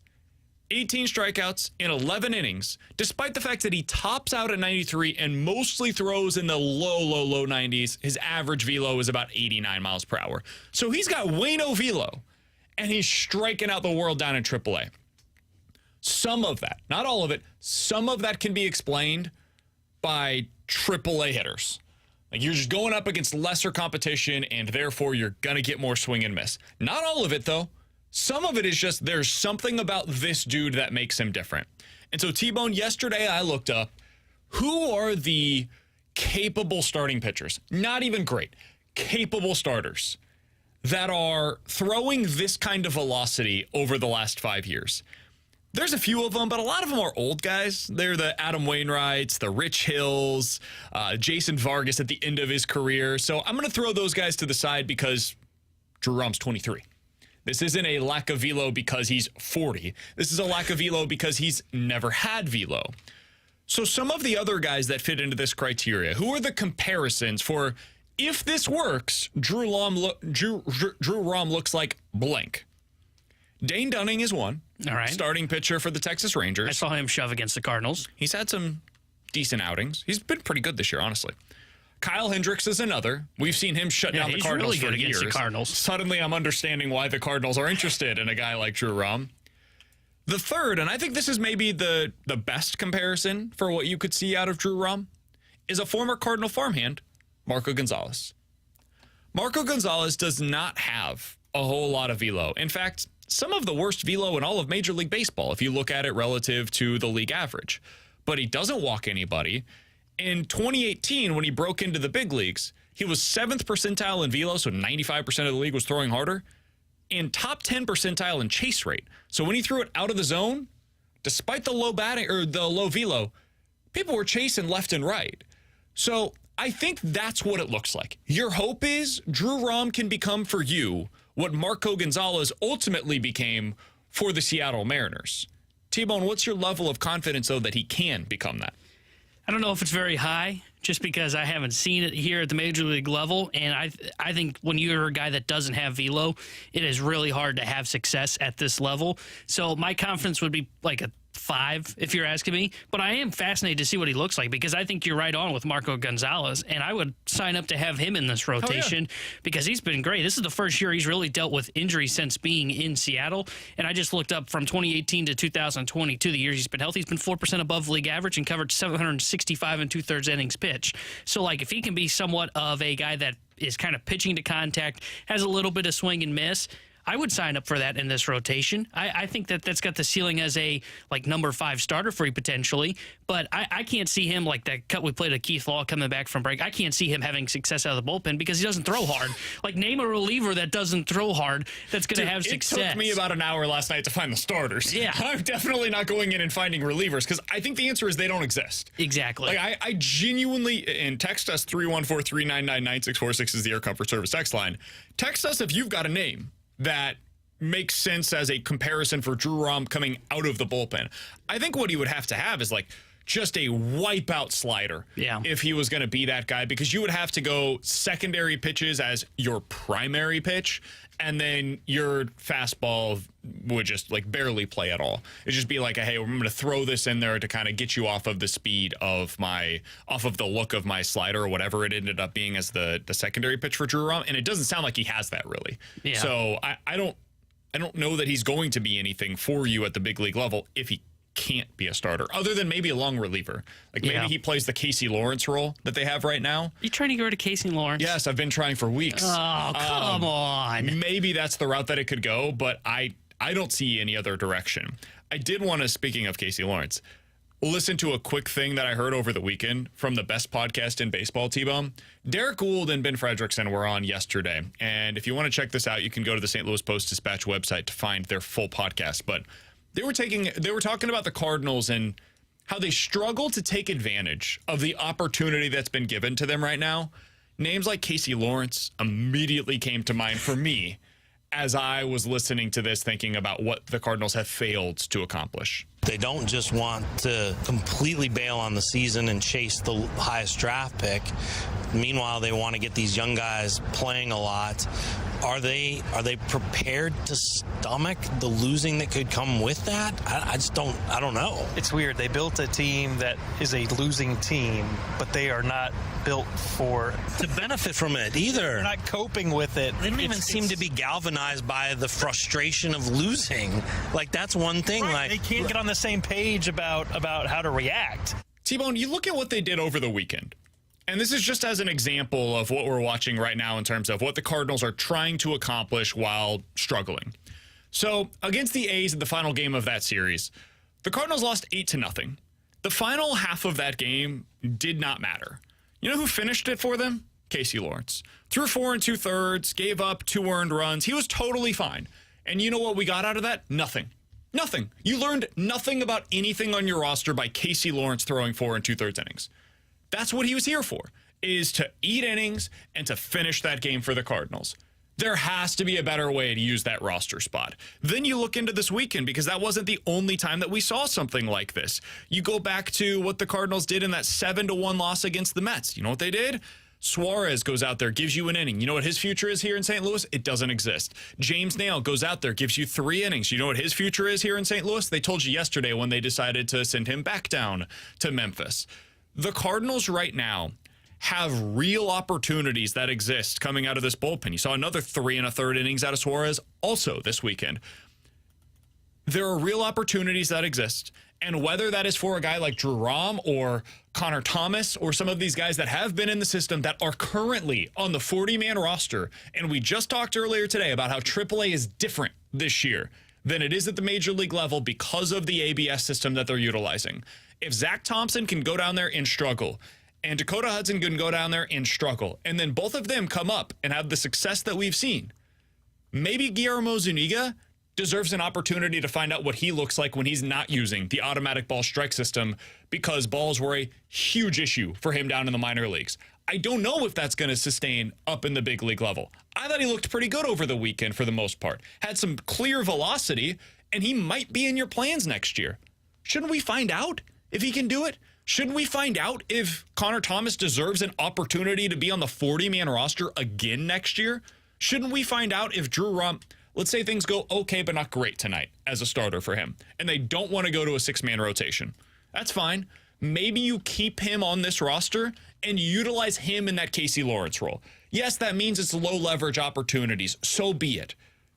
Find out what he can do. Find out what he looks like against big league hitters as opposed to throwing him down there again in AAA, where we've seen he can dominate AAA hitters. Let's find out something about these guys while you have this opportunity that's been given. Yeah, I don't disagree with you. I would like to see some more young arm, like Zuniga, for example. I do think he's probably being optioned down for Rom today. And I think that's the wrong call. I want to see more of Zuniga. I thought he looked good in his outing against the Mets over the weekend. And like that long relief role for what you're talking about, Suarez, Lawrence, who we're talking about here, like, why can't we see a McGreevy? Why can't we see a Graceffo come out of the bullpen? Now, I think what the Cardinals would tell you, and this is my guess, is they can't plan out that. They can't plan for them. Like Suarez, for example. He pitched on August 18th and covered an inning. That was his outing previous before that was August 4th. And I think that's what the Cardinals would tell you is we can't plan out their outings. We want McGreevy and Graceffo to know, hey, every, whatever it is, sixth day, you're going to be starting down in AAA. So that's my assumption for the starters. But I still want to see the bullpen Well, look arms. at all your starters right now. All of them are going 5 innings. Yeah. All of them. So guess what? There's going to be work to be had. I promise you. If you're able to go out there, and Ollie's good at his job, especially when it comes to what, like, I'm going to give Ollie a little bit of credit here. I know our texters hate him, and that's fine. Whatever. Not having that conversation right now. But Ollie knows how to manage a bullpen, man. We've seen this in the past where he'll go multiple innings with his relievers. Remember last year in Chicago, what he was able to do? He could do that with some of these guys where he's mixing and matching, and maybe they go 3 innings apiece over the course of the final month of the season or so, and then you get to the back end guys too. So you go 3 innings of bridge relief from a former starter, and then you get the 1 inning for a Gio or for a JoJo, or maybe you want to get Drew Verhagen. I wouldn't really even worry about that at this point. He's not a guy that's fitting into your long-term plans either. Just get the young guys those opportunities. I think they're missing out on it on the... Specifically with Graceffo and McGreevy, the reason why I don't think they're going to call them up is because there's no Rule 5 decision this offseason with them. They might just not even call them up at the end of this year. And then I give them a lot of grief for the 40-man. I think a lot of it is fair. What they could do is use those spots on the 40-man roster to just accumulate talent this offseason and then figure it out during spring training. And even if those guys end up making the roster going into opening day of next year, you have allowed yourself more outs with the bullpen there. So that I can understand. But Connor Thomas is on your 40-man roster. Yeah. He's available to you. And he's not even built up as a starter right now because he's coming back from injury. There's nothing restricting you from making that kind of a move. Why is Connor Thomas not here, but Suarez is, or Casey Lawrence is? That's the one specifically that it just doesn't make sense to me. It doesn't at all. And sending down Guillermo Zuniga today in favor of somebody that's coming up and not sending down one of those other 2 names that I just mentioned, that also just doesn't make sense to me. You don't need 12 different long relievers. And if you find out that you need those guys on a whim, guess what? You can send them through waivers. They're going to clear because they always do. And you're going to be able to get them again in Memphis. And then 2 weeks from now, if you need them again, you can call them right back up.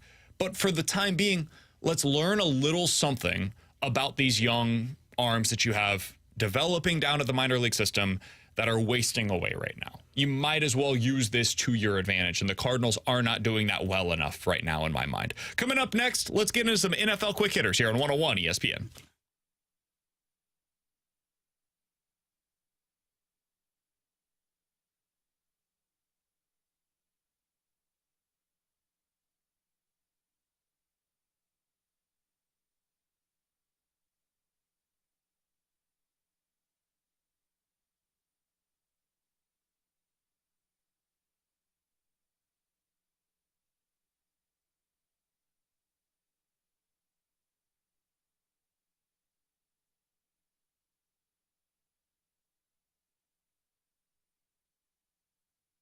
Hey, it's BK. Do you remember the childhood piggy bank that you had, all the satisfaction that you felt as you were finally reaping the rewards of that diligent savings? Well, with Truehold, you can access the biggest piggy bank you've ever had. It's your home's equity, and you can start enjoying the retirement that you plan for right now, and you don't even have to move. Here's how you do it. Truehold will buy your home for its best current value while it remains high, and you get to bank all of the cash now while you continue living in your home for as long as you'd like. Plus, Truhold will cover all the property taxes, the insurance, repairs, and maintenance too. And since they pay your home's current value in cash, that money is yours to do whatever you'd like with. So start enjoying your home's equity while it remains high by visiting Truhold.com, and you'll discover how much they'll buy your home for today based on its best current value. To do so, call 1-855-300-9993, or you can visit them at Truhold.com for the smarter and faster way to cash out on your home's full value without having to move. That's 1-855-300-9993, or visit Truhold.com.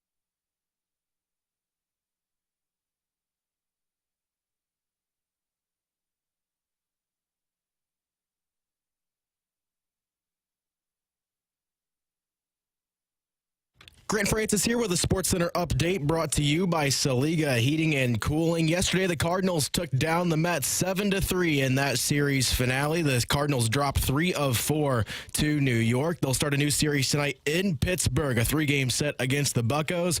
Drew Rom, it'll be his first MLB start for the Cardinals. First pitch will be at 6:05. Yesterday as well, St. Louis City SC won their match against Austin FC 6-3. Nicholas Giacchini and Sam Adeniran each had 2 goals. St. Louis sits atop the Western Conference at 44 points. They'll be back in action on Saturday in Orlando. I'm Grant Francis. The Sports and Update's been brought to you by Saliga Heating and Cooling, an independent American Standard heating and air conditioning dealer.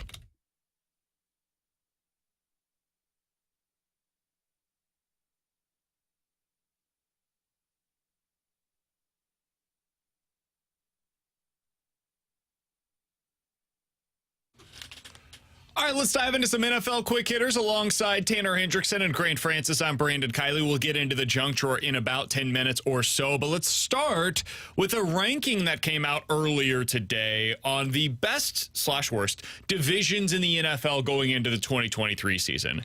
The worst divisions will not be a surprise to anybody. At 7th on this list, it was the AFC South. Makes a whole hell of a lot of sense.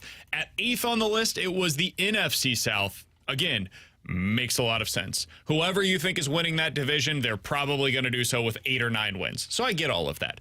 T-Bone at number 1, they had the AFC East. Who would you have going into this season as the best division in the NFL? I think the AFC East is the right answer there at number one. Because now, granted, New England, they have them as 0.3 in their FPI projections. Yeah, New England stinks.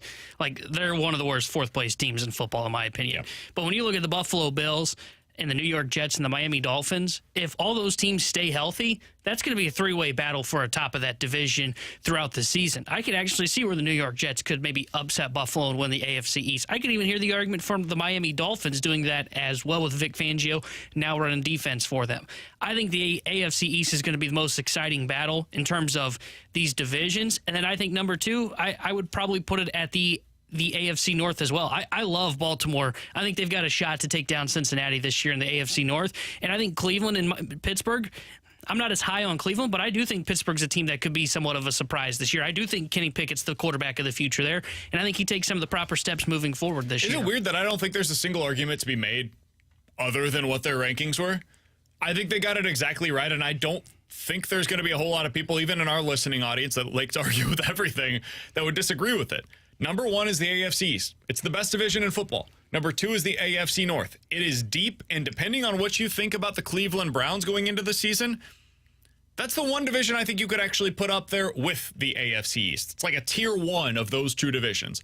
After that, the AFC West. Love it. Think that's absolutely correct. NFC East. Same argument that I would make for the AFC West, I would make for the NFC East, in that the top team is very clear, and then you've got a bunch of teams that are really solid, 2, 3, 4.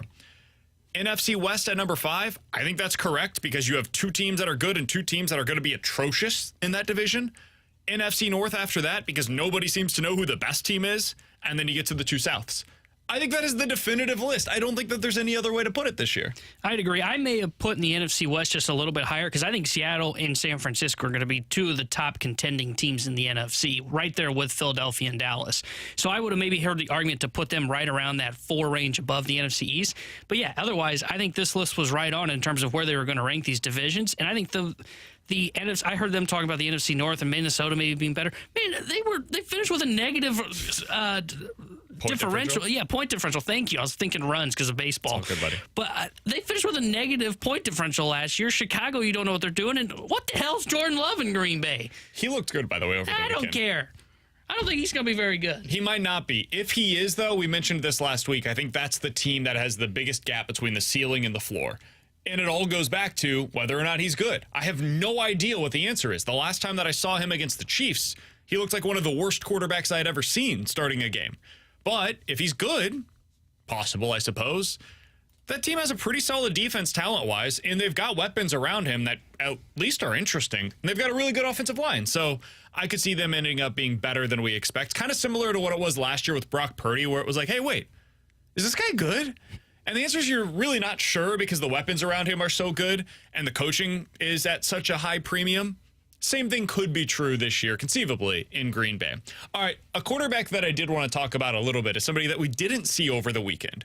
The Indianapolis Colts made what I thought was a relatively strange decision, not to play Anthony Richardson in their second preseason game of the year. He did play in game 1 and then was named the team starter going into the 2023 season. If there's one issue with Anthony Richardson, who I love, I think he's going to be really good, but there are real questions about whether or not he's going to be good. It's that he barely played in college. Yeah. And now you have decided in game 2 of the preseason when Patrick Mahomes is playing for the Chiefs, getting extended reps, that Anthony Richardson's not going to go out there and play for your team. I think it was a misstep. I think you should have had him go out there, get the reps with the ones. I know they didn't play a lot of guys with their team. I also think that is a mistake. I think we've gone too far in the nobody plays in the preseason stuff. I think teams aren't prepared for the start of the season in part because of that. I understand in theory what you're trying to do, which is, hey, we don't want these guys to get hurt. Well, what you could potentially be doing is exposing them to more injury risk in the regular season because they haven't played real games at all. Get them a few reps, get out there, go play 1-2 series over the course of the game. I think this was a misstep by the Colts. Didn't love it at all. I understand the explanation. I think it was wrong. Yeah, I'm with you. If you have a veteran quarterback like an Aaron Rodgers, a Matthew Stafford, guys that are older that you don't want taking a beating in the preseason, I understand giving them the first 2 games off. But to have a rookie that, to your point, hadn't played a lot in college and has a very questionable kind of what is he going to be this year, Because he could be really good. He could be a guy that could win Rookie of the Year. Or it could be so bad you could be talking about drafting another quarterback next year for the Indianapolis Colts and continuing your trend, by the way, at the quarterback position. I can't believe they didn't play him. I'm with you. I would have played him in the preseason. I would play him in the next game if I'm the Indianapolis Colts. I think he needs reps. I think you need to get a better idea of what he is. And I know you're not going to answer all those questions in preseason football, but the more reps, the merrier for a rookie like Anthony Richardson. Hell, look at Houston. They've been playing C.J. Stroud in both their games. I think it's a misstep by the Colts as well. So final thing that I wanted to get to here. ESPN put out their must draft list for fantasy football, T-Bone. And on that list, they included the great Aaron Rodgers, who, if you're watching any of Hard Knocks right now, it is basically an infomercial on how much the New York Jets love Aaron Rodgers. And frankly, how much Aaron Rodgers seems to love being a New York Jet and not being a Green Bay Packer. Oh, you didn't like it there? Apparently, he was pretty done by the end, according to every single news report over the last 2 years or so, and Aaron Rodgers' own words himself. So when you think, T-Bone, to your fantasy outlook going into this season, for ESPN, the guy that they say everybody should be targeting, Aaron Rodgers, get him late in your draft a quarterback. It's crazy that he's going as late as he is. Who do you want to come out of every fantasy football draft with? It could be a first-round pick. Could be a guy that's going in the 15th round. Who do you want on every one of your fantasy teams this year, if you can get them? Well, if I can get him on any team, Justin Jefferson would be the one for me, and Cooper Kupp. And I don't mean both in the same draft, by the way. But T-Bone wants you to pick in the top three, basically. Yeah, but like if I'm going to go outside of that, I mean, I'm going with the obvious ones. At quarterback, someone that I would take late, and I had him on my team last year, is Jared Goff. Goff can put up points in a good offense in fantasy football. He put up good points and put up good numbers when he's in a good offense in real life, too. So Jared Goff's the quarterback for me that if I said, hey, you got a late pick, you need to add a quarterback, or you're just looking for a second quarterback, Jared Goff's the guy. He's going to put up points this year. I mean, it's not always going to be pretty for him in Detroit, but with that offense and the weapons that are around him, yeah, he's going to do really well. And TJ Hawkinson at tight end is another guy to, I would say, try and get. He was awesome when he got put in that Minnesota system last year. In Detroit, he was kind of iffy. He was kind of just stuck in that clog of the mediocre tight ends. He went to Minnesota. His point production went through the roof. So I would say Hawkinson would be a tight end that I would want to target too. So this is not a sexy name, but I'm leaving a lot of drafts getting God, it's Sam Howell. Nope. DeAndre Hopkins. I feel like he's the forgotten man. He played 9 games last year for the Arizona Cardinals on a terrible football team. Terrible team. Finished the season with 700 yards in 9 games, which is a pace of going for like 1,400 yards over the course of a full season. That would be excellent. That is what he was in his prime. He would be on pace for about 6 or 7 touchdowns last year as well. Again, this is all for a bad team. Well, he went to another relatively bad team in Tennessee, a team that doesn't have a whole lot of competition for targets around him. Treylon Burks is hurt right now, and he hasn't really been great when he's been given opportunities. Who else are they throwing the ball to in Tennessee right now? Chig, their starting tight end? Sure. I mean, I guess. I think they are going to be throwing a ton to DeAndre Hopkins this year, and you can get him mid to late 4th round. You're getting him around the same area that you're getting Drake London or DJ Moore or Terry McLaurin. So the alternatives are all on relatively bad teams with a low passing volume as well. I'll take the guy that's been a perennial all-pro when he's been healthy for the entirety of his career. Yeah, he's getting a little older. Yeah, he's going to a team that doesn't have a great situation around him. I like DeAndre Hopkins a lot going into this season, given where you can get him and where we previously have been taking DeAndre Hopkins every other year. What do you think of Brandon Cooks? Because he's a guy that I've been kind of on the fence on, but the more I've been like reading up on fantasy football, the more excited I'm getting about Brandon Cooks in that Cowboys offense. I like him. I like him especially where you can get him.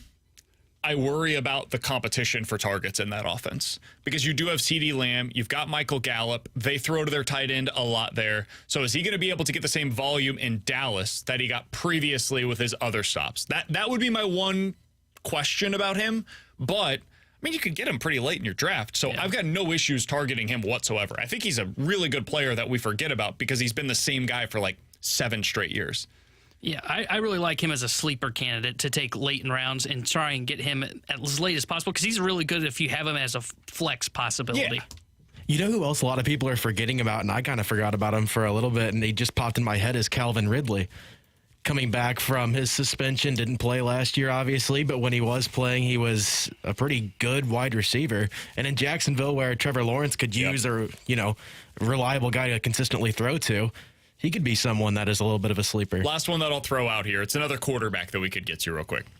So everybody seems really high on all the Pittsburgh Steelers passing targets. Pat Freiermuth, tight end that a lot of people like. George Pickens getting a lot of steam this year in your fantasy drafts. So anybody going to take their quarterback? Or are we just forgetting about Kenny Pickett?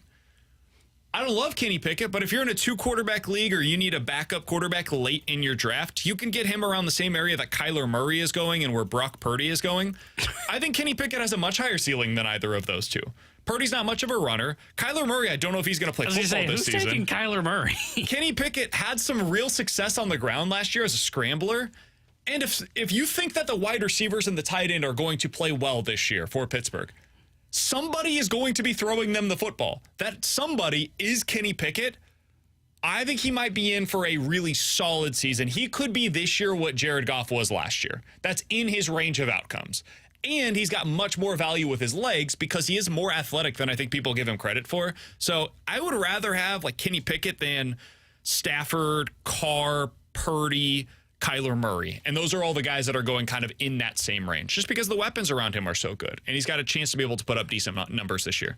He just has to score touchdowns. I think last year he had like 7 passing touchdowns. Yeah, he didn't have a lot of passing touchdowns. I like him. And to your point with his athleticism, if he's running the ball a little bit more and scrambling, it's going to add to that value. So I could see where in that group that you just read off there, Carr, Murray, he's not going to play this year. Don't waste your draft pick. I could see where he ends up being the best fantasy value quarterback. And I think he's worth a shot late in draft. So I'm in on that one. Kenny Pickett last year finished the season with 250 yards on the ground and 3 rushing touchdowns. The problem, of course, was that he threw 7 touchdowns and 9 interceptions in 13 games. It's here till he'll improve. It's not what you want. They have to improve the touchdowns for him, and if they do, they had the second fewest touchdowns scored last year. The Steelers did. The only team that was worse offensively when it came to scoring touchdowns was the Houston Texans. So obviously have to improve in that regard. Coming up next, let's dive into the junk drawer here on 101 ESPN.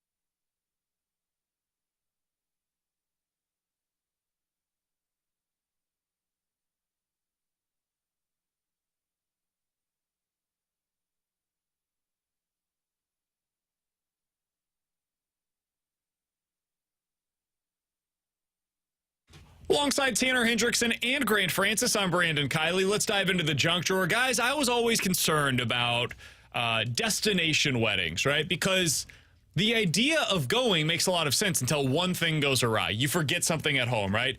Inevitably, you're going to end up, especially as the groom, oh no, I forgot my ring, right? Like oh you no, did. I forgot my tie that I was supposed to wear, and that's 3,000 miles away. We're in Hawaii.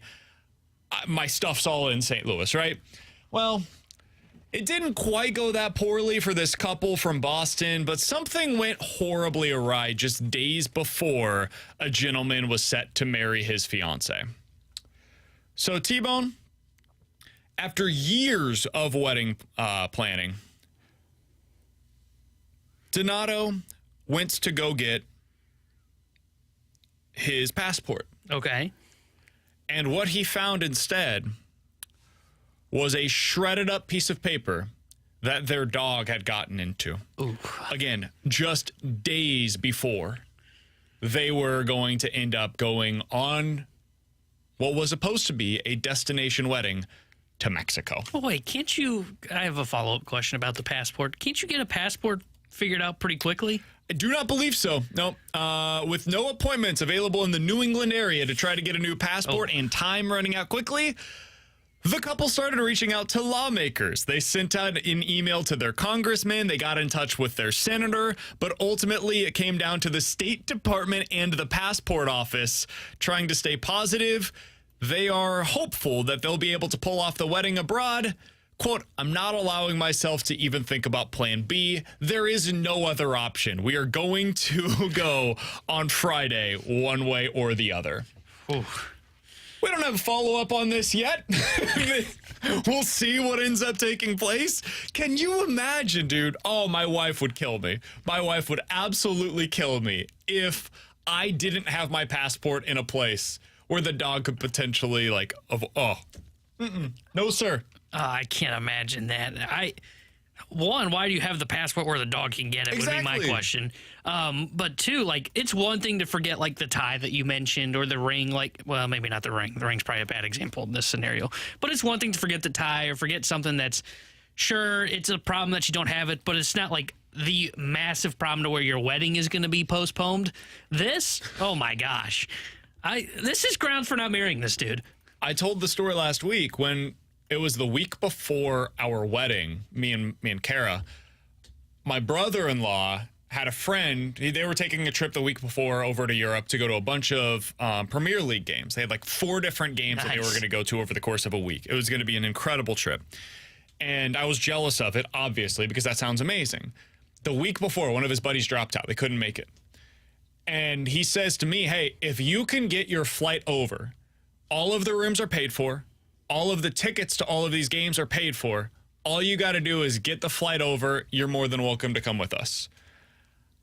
If it was in the middle of COVID and there was a whole lot of stuff going on where, like, if I got COVID while I was there, I couldn't come back for the wedding. There.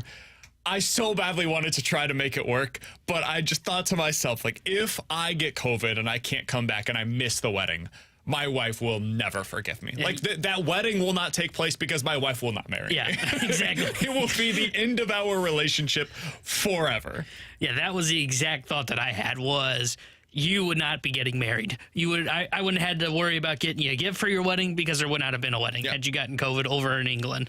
You made the right call. I think I did. You think? Oh, buddy. Nobody on the trip got COVID.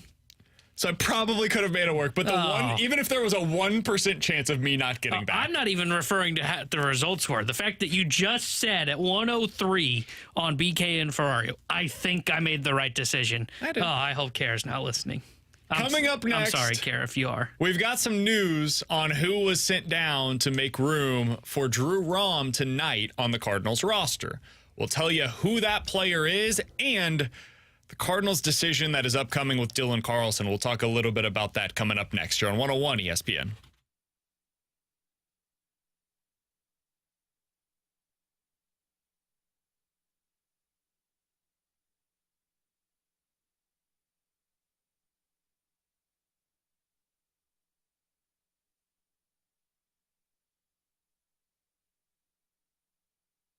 Hey, it's BK, and I've got some exciting news for all the men out there. Victory Men's Health has launched a new telehealth site, and it's called Victory RX. Men, you can go there to get prescribed your ED medication. Here's the website. Write this down somewhere.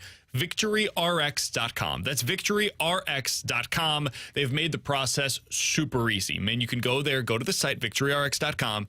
You'll do your entire consult all via text. Victory Men's Health has already treated thousands of men in their standalone locations around the area, and now, regardless of where you're listening from right now, you can get easier access to their #1 selling ED medication. It's a chewable tablet. It's got active ingredients from both Viagra and Cialis. And the reason why that's important, that it's a chewable tablet, is because if it was a pill, other places are doing this, those pills can be affected by the food or the drink that you consume, not with the chewable tablet from Victory Men's Health. It is going to be the dosage that you need. VictoryRx.com. That's VictoryRx.com to play hard.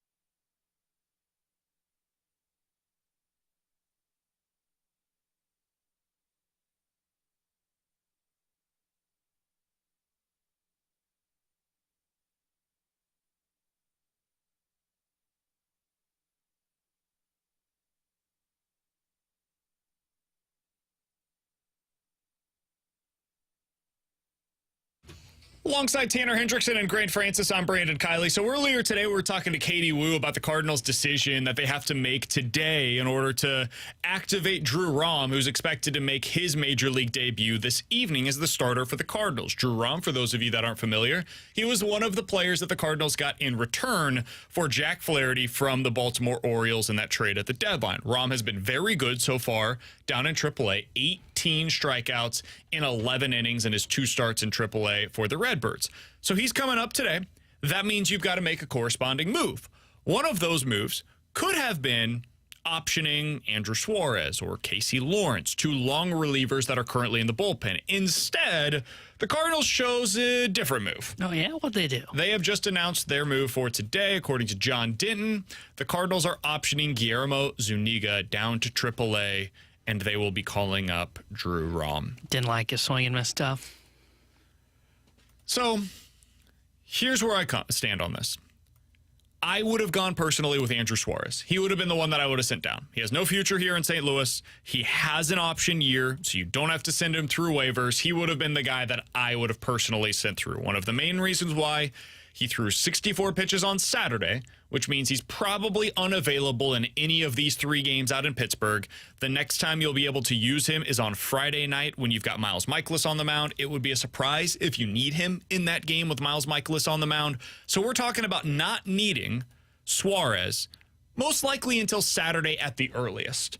So you're basically going the next week or so without utilizing Andrew Suarez, and you're just willingly keeping him on the roster for the possibility that you'll need him at some point next week. Okay, fine, whatever. He has an option. You could have just sent him down. Again, you don't have to waive him. The other guy you could have gone with is Casey Lawrence. Now, he's a little more difficult. You would have had DFA him. You got to do the waivers game, but he also is available probably as soon as tonight. And if you need a long reliever for Rom, for Waino, for Libby, any of those 3, you can use him. So I understand the value in having a long reliever one of the next 3 nights. I would have just kept Guillermo Zuniga to find out what he is finally at the major league level. But instead, they did the same thing with him this time that they did last time they called him up. They called him up, gave him one opportunity. He showed the velocity that we've all seen. He's got swing and miss stuff that we all crave. And we've seen now that there are real changes, real differences between pitching at the major league level with the strike zone and pitching at the minor league level. That clearly affected Zach Thompson. It clearly affected Dakota Hudson down in AAA, and it may be affecting Guillermo Zuniga, who has really good stuff that plays at the top of the zone.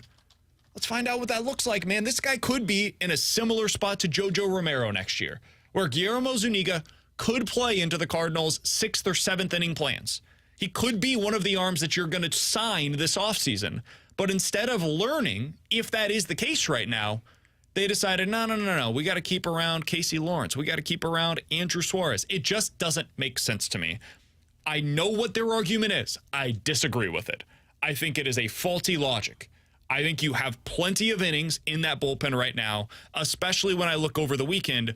John King, JoJo Romero, Andre Palante, Giovanni Gallegos all appeared 1 time. Drew Verhagen did not appear in that series over the weekend. Zuniga pitched once. Suarez threw 90 pitches over the last 3 days, and that basically was the entirety of your bullpen for the most part. James Nail was a guy that really threw a bunch of pitches. It's just, this is not the way that I would go about it. I disagree with the way that they're doing it, but clearly they disagree with me, so what are you going to do? Yeah, I would like to see Zuniga up here still, because every time that we've seen him, he's been impressive. I mean, his first outing, and I don't remember who it was against, but he had the swing and miss stuff.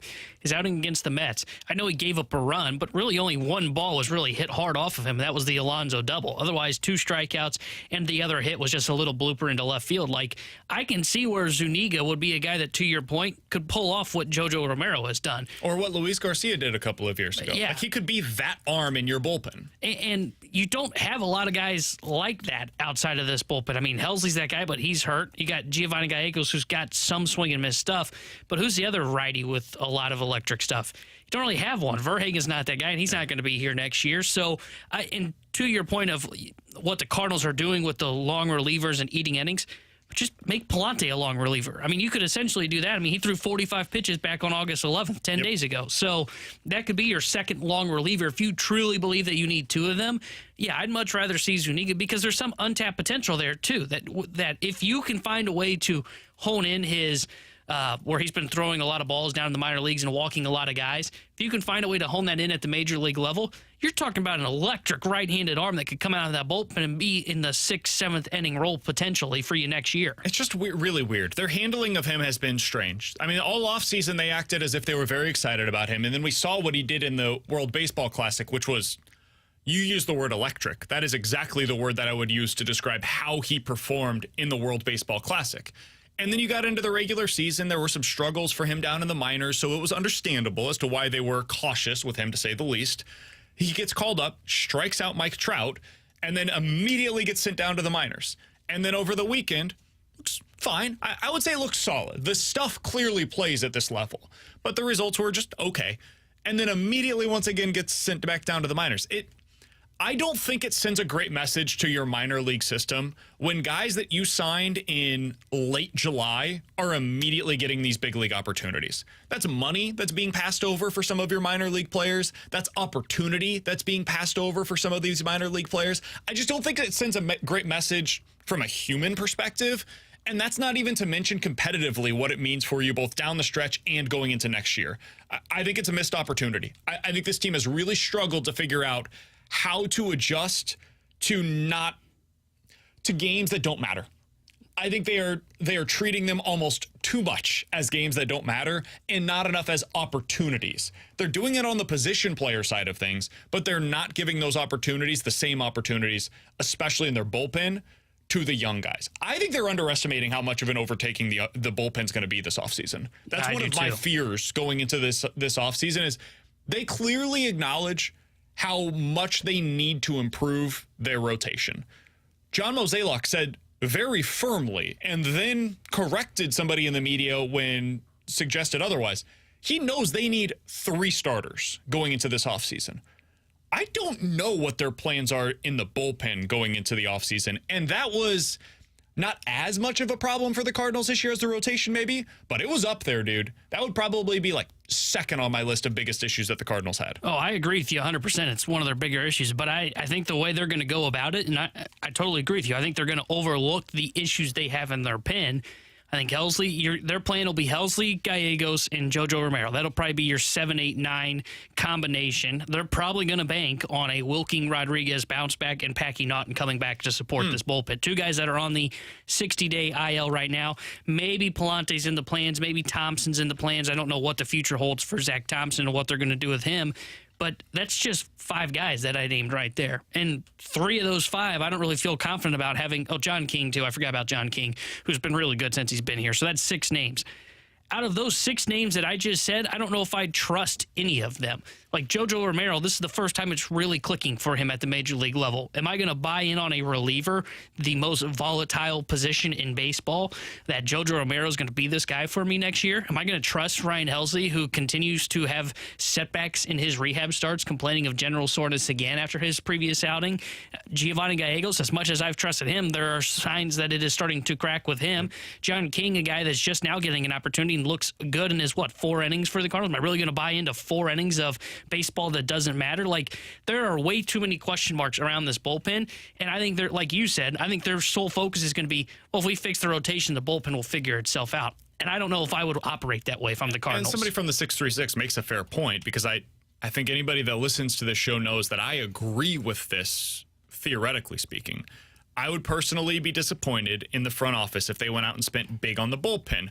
Bullpen performance is highly volatile, and spending big on relievers often fails. Totally agree. I would not go do that. I would go spend in the low to mid-range reliever market. Guys that are getting 1 year, $7-8 million bucks. Get a couple of those guys. Go get yourself whoever this year's version is. I haven't looked enough into the bullpen market to be totally candid with all of you. Whoever this year's version of Matt Moore is, and then whoever this year's version of Andrew Chafin is. Go get guys that have been super consistent, that have trend lines that are still positive, that aren't going in the wrong direction, and haven't been overly used over the last few years. Go get those guys on a 1-year deal worth, combined $12 million bucks. 2 of them. That is the way that I would go about it. But my fear is they're going to say, well, we've got a bunch of these guys that we don't know a whole lot about. Let's see what they can do early in the season, and then we'll figure it out as we go along. Well, if you're going to do it that way, let's find out about them now. Yeah. Let's go find out what they can do for you today, instead of having to wait until spring training of next year and then playing the roulette of the early season performances in 2024. That's where I have a problem with what they're trying to or how they're operating right now. Now, I will say, if you're going to have one position that you're going to leave thin, the bullpen, I don't mind being that position. Absolutely. Because those guys are always available once you get to the deadline. Look at how many relievers were shopped this year at the trade deadline. Hell, Stratton got you a decent return and part of the Montgomery deal. So that's there's also always the problem, though. So they're expensive. Even for like mid-range relievers, they go for a ton at the deadline. But if you're going to go thin in one spot, I would understand the thought process around the bullpen. You hope you find somebody internally that you weren't expecting that pans out. Then if you got a thin bullpen, you go and add to it at the deadline. And like that market that you're talking about that you're playing in, you're looking for kind of you're looking higher up, but if you're going to look even further down the list, you're looking for your Verhagen deal that works, is what they're going to be looking for this offseason. 2 years, right around $5.5 million. Can you find somebody that ends up playing the role that you thought Drew Verhagen was going to have, which is a arm that could be potentially high leverage or at least middle innings for you out of your pen that's got some swing and miss stuff? Coming up next, we're going to play a game of in or out. 314-399-9646 is the Air Comfort Service text line. I've got one to start things out. In or out? Would you bring back Paul DeJong next year as a utility infielder to back up Masyn Winn? We'll talk about that next year on 101 ESPN.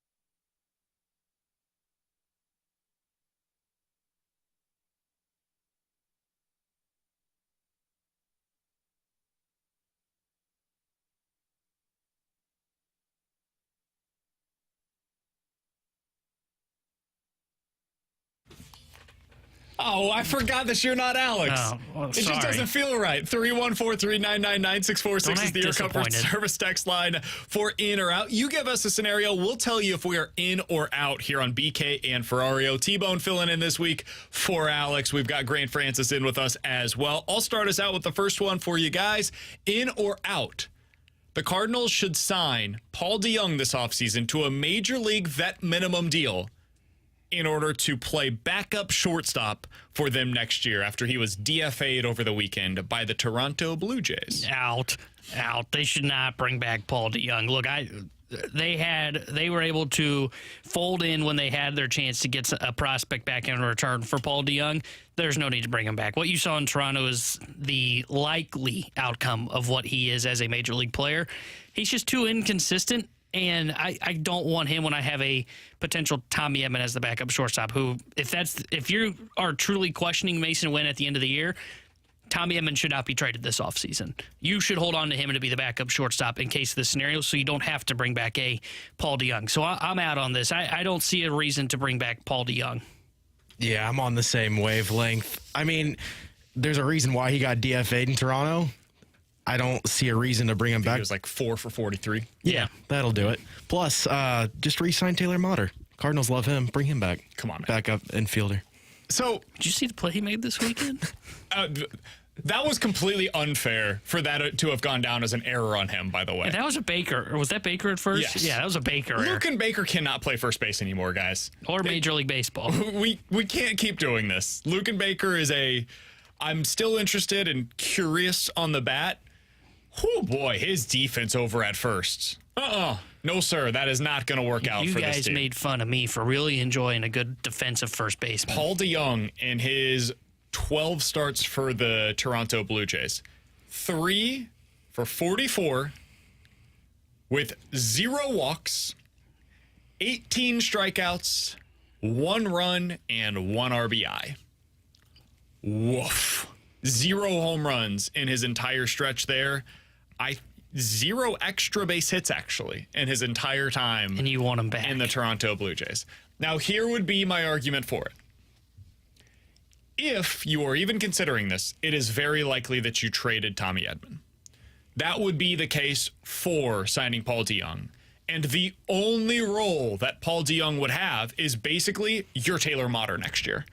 You're in the role of you never play unless there's an injury. If Masyn Winn were to get hurt, we need a capable defensive replacement who can go out there and play shortstop for us every day for 2 weeks. That would be Paul DeJong's role. So if that ends up happening, if it starts out with with Tommy Edman getting traded for back-end start or something like that, I would then say I am in.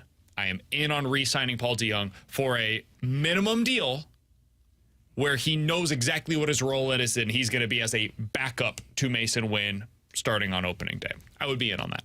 And then you trade him for another prospect at the deadline? There you go. Yeah, exactly. Is that what you're doing? All right. T-Bone, what do you got? In or out, the Cardinals will sign or trade for 2 bullpen arms this offseason. I'm in. I think they know that they have to improve this bullpen. I don't know what caliber of player those guys will be. I could totally see them running it back with like JoJo Romero, Gio, and Helsley as their back-end bullpen arms. So maybe it's more in the Chris Stratton mold where they find guys bring back 6th, Chris Stratton. 7th inning, something like that. Yeah, I would totally be fine with that, honestly, or somebody equivalent to him.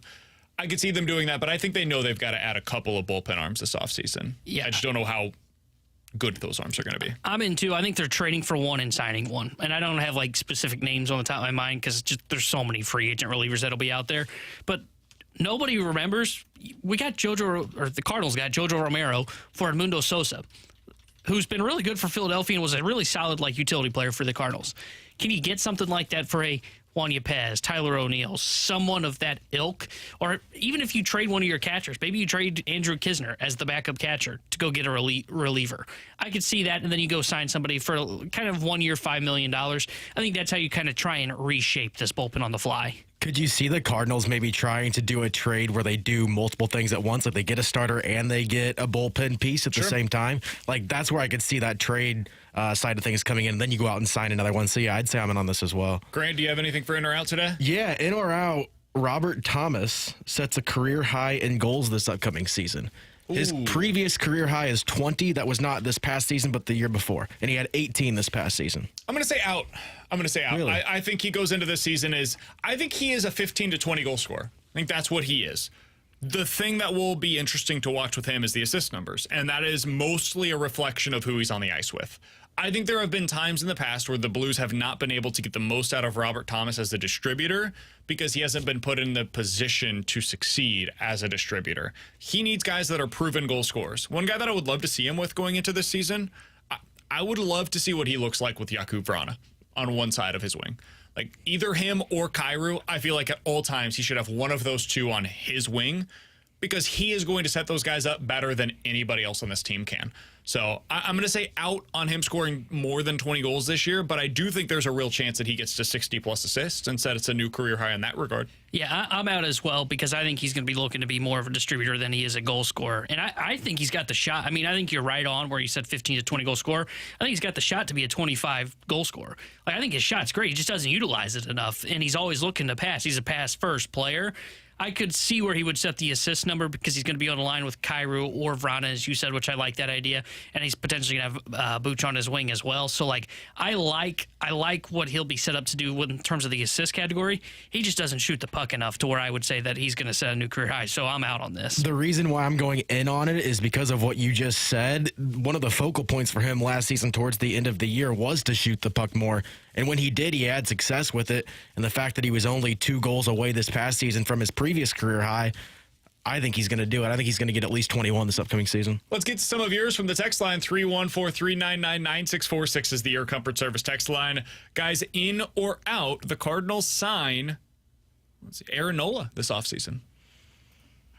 I'm going to say in. He seems like the guy that makes all the sense in the world for the Cardinals. Innings eater. You can convince yourself that the reason his numbers are kind of bloated this year, and I think he starts tonight against San Francisco and Philadelphia, is because, one, he's in Philadelphia, and two, Philadelphia's defense isn't that great. He just screams Cardinals. I could see where they jump the market to sign Aaron Nola and try and make him the first pitcher off the board. So I'm in on this. I think they're going to sign him. My first reaction is out.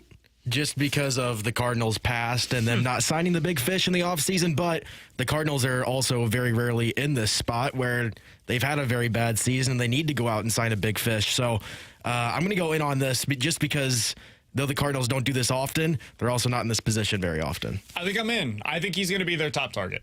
I think they're going to look at it and they're going to say, this is a guy that goes out there every 5th day and starts for his team. He posts. That's super important. It's something they haven't been able to say about most of their starters in recent years. And maybe most importantly, I know everybody talks about his stuff, like taking a step back. Dude, his stuff is better than anybody on the current Cardinals staff. That's kind of a low bar. Yeah, but don't say much. Fair. I think his stuff plays about as well as anybody in the current market. I mean, Blake Snell, yes, he does have better stuff. He's got more swing and miss. He doesn't know where it's going. Have you guys seen his walk rate? I mean, if you think that the Cardinals were frustrated with some of the walk rates from their starters this year, oh boy, go look at what Blake Snell's done. And when it goes for a lefty or a lefty starter with a high walk rate who gets by with his strikeout stuff, it's going to go fast. I mean, it's going to be tough to watch at the end of Blake Snell's career. Maybe that's not for another 5 years, and it ends up working out on the next contract for Snell. Or maybe it goes in 2 years, and the last 3 years of that deal are brutal for whoever he signs with. The Cardinals are pretty cautious with this stuff. They want to minimize their risk, so even on a big-time contract, I think they're more likely to go the Aaron Nola route, and they know they have to improve this roster, specifically with the rotation. 314-399-9646 is the Air Comfort Service text line. Last thing here, T-Bone. In or out? The Cardinals are going to go into next season with Dylan Carlson as their starting center fielder. I'm out on this. I think the starting center fielder next year is probably going to be Lars Nootbaar. I think because I think they're going to put him in center, and they're going to have Walker in right, and then the left fielder, they'll figure it out. It'll either be Burleson or it'll be Brendan Donovan if his arm's good to go. Yeah. And I'm assuming it's going to be at that point. He's already going down to Florida to start his rehab. Carlson's got a hit right-handed pitching to be a starter, and he hasn't proven to do that. And I know the Cardinals are going to use the injury excuse for him this year. I read off his numbers earlier. He wasn't hit when he was healthy before this ankle injury popped up. So I think the only thing we've learned about Carlson since the ankle injury was announced is that he's not going to be traded this offseason. He's going to go into the year as the 4th outfielder. Maybe they bring him on as defensive substitution late, but I don't think he's the starting center fielder going into next year. I'm out. I could see them using spring training as Dylan Carlson's way of seeing if he's going to be that starter, because obviously he has to get back to his health, and the first opportunity you're really going to get to see that will be in spring training. So I think a lot of it might hinge on what he does at spring training. I'm out on this as of today. I reserve the right to change this opinion depending on what happens with Tommy Edman. If they end up trading Tommy Edman, I could totally see them going into next year with Donovan as the super sub, where he plays a little bit of everything, right? One day he's in right field, the next day he's at first base, third, etc. And they'll have Dylan Carlson as the de facto starting center fielder because of his defensive value. And they say, you know what? We were so bad defensively last year. We have to improve that. Carlson's the way that we go about it. Otherwise, we have to go to the market and sign a guy for $10 million to be able to be a defensive player. Well, we've already got that guy here. His name's Dylan Carlson. He's solid defensively in center. Newton left, Walker in right, and you see what that looks like to start out the season. I could see them going about that way, but this all comes back to Tommy Edman. I think Tommy Edman is really the key to the offseason for the Cardinals in a lot of different areas. If you trade him, it means you have to figure out what you're doing as a backup shortstop because you don't really have one in the system right now. You don't have a guy that could be the next version of the guy they traded to the Phillies. I'm blanking on the name right now. Edmundo Sosa. You don't have that player down there. So who can play that role for you? Can you go sign somebody for $2 million this offseason to be that guy? Probably, but you got to go do that. I think Tommy Edman holds a lot of cards in terms of what they decide to do position player-wise this offseason. Do you think he's getting traded this offseason? I don't. I don't think I think he's more valuable to the Cardinals because of what you just said than what he would get on the market. 48 hours ago, I would have said probably not because I thought Dylan Carlson was going to be the guy that they traded. I think they've got one roster spot, either Carlson or Edman, that's probably getting dealt this offseason for something pitching-wise. Well, Carlson, if he's going to undergo this surgery on his ankle, he's going to have no value whatsoever on the trade market. You can't trade him. So in that scenario, I could see another team viewing Tommy Edman as a starting caliber shortstop for very cheap with multiple years of club control, and the Cardinals then say, okay, we could get a solid back-end starter for Tommy Edman. Let's go sign a backup shortstop. We'll retain everybody else on our infield, and we'll go sign the top-end starting pitchers that we need. And Edman gets us the back-end starter that we're craving to get that third starter out of the three that they're talking about. So 2 days ago, I would have said definitely not. Today, I don't know because of the Dylan Carlson news with his ankle. Yeah, see, it changes some things. I'm not sure he's getting dealt because I think he's more valuable to the Cardinals because of those positions that we said. He can play shortstop. He could go to center field if you had to. He can play second base if he had to. And I just think when you look at him, like, I don't know how much value he's going to have on the market. Sure, he's a super utility guy, but he's below league average as a hitter. And I don't know what you're going to – can you get a cost control arm for that? I don't know because a lot of teams love cost control arms. Why? Because pitching's at a premium in Major League Baseball. So I don't even know if you can get a starting caliber, a back-end starter for that. I wonder if that's where they have to look at the catcher kind of clog that they've got and say, okay, we've got Ivan Herrera, who we like, and nobody's really seen him at the majors. He's only been up for a cup of coffee. People can dream on that and trade cost control pitching for Ivan Herrera or even Andrew Kisner, who's proven he could probably be a starting catcher on another team. Yeah, I think it's possible. One of those, either the outfield, Burleson, Carlson, Edman, or catcher is probably where they end up going to trade from their surplus for a starting pitcher or a reliever going into the offseason. For T-Bone and Grant, I'm BK. Coming up next, speaking of dreaming a little bit, do Mizzou and Illinois fans have reason to dream? And not according to The Athletic. We'll let you hear what they have to say about them next year on 101 ESPN.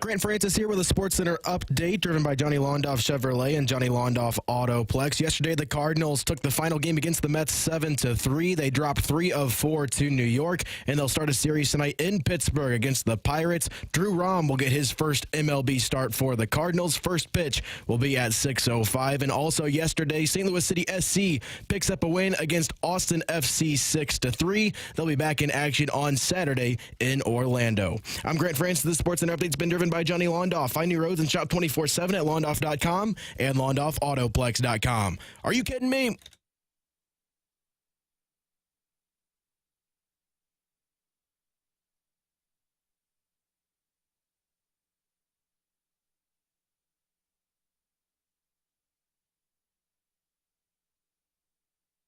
Alongside Tanner Hendrickson and Grant Francis, I'm Brandon Kiley. Alex is out this week. He'll be back next week. He's hanging out up in Michigan with the fam this week. T-Bone, next week will be the start of the Mizzou and Illinois football seasons. And we've been talking over the last week or so about if it's possible for both teams' fan bases to dream a little bit on what this year could be. For Illinois, maybe that means another 8-win season. The first time they would have back-to-back 8-win seasons in like 20 years. For Mizzou, it means a possibility of getting back to respectability, being added at the top 3 or so in the SEC East, which it's been a hot minute since we've been able to say that about the Tigers as well. There's a lot of people nationally that agree with those scenarios for Illinois and for Mizzou. The Athletic last week had Illinois as a Tier 2 program in the Big Ten going into this year. And then there was a new piece earlier today on The Athletic where they ranked each of the 133 FBS programs. And T-Bone, they had our squads, for me, Mizzou, for you, Illinois, ranked in the 50s. Oh, ridiculous. They had Illinois at 52 on this list. KU, an early season opponent for Illinois, who I've told you all along, it's going to be a tougher game than you expect it to be. They have them at 53. Oh, boy. And behind the Jayhawks, they have the Missouri Tigers at 54. At least we're higher than Mizzou. And much like Illinois, Mizzou has an early season opponent that is right behind them. At 55 on this list, they have the Memphis Tigers, who are playing against the Mizzou Tigers in St. Louis early on in the season. T-Bone, I think they're too low on both Illinois and Mizzou on this list. I think it would be a legitimate shock to me if both of those teams finished that low.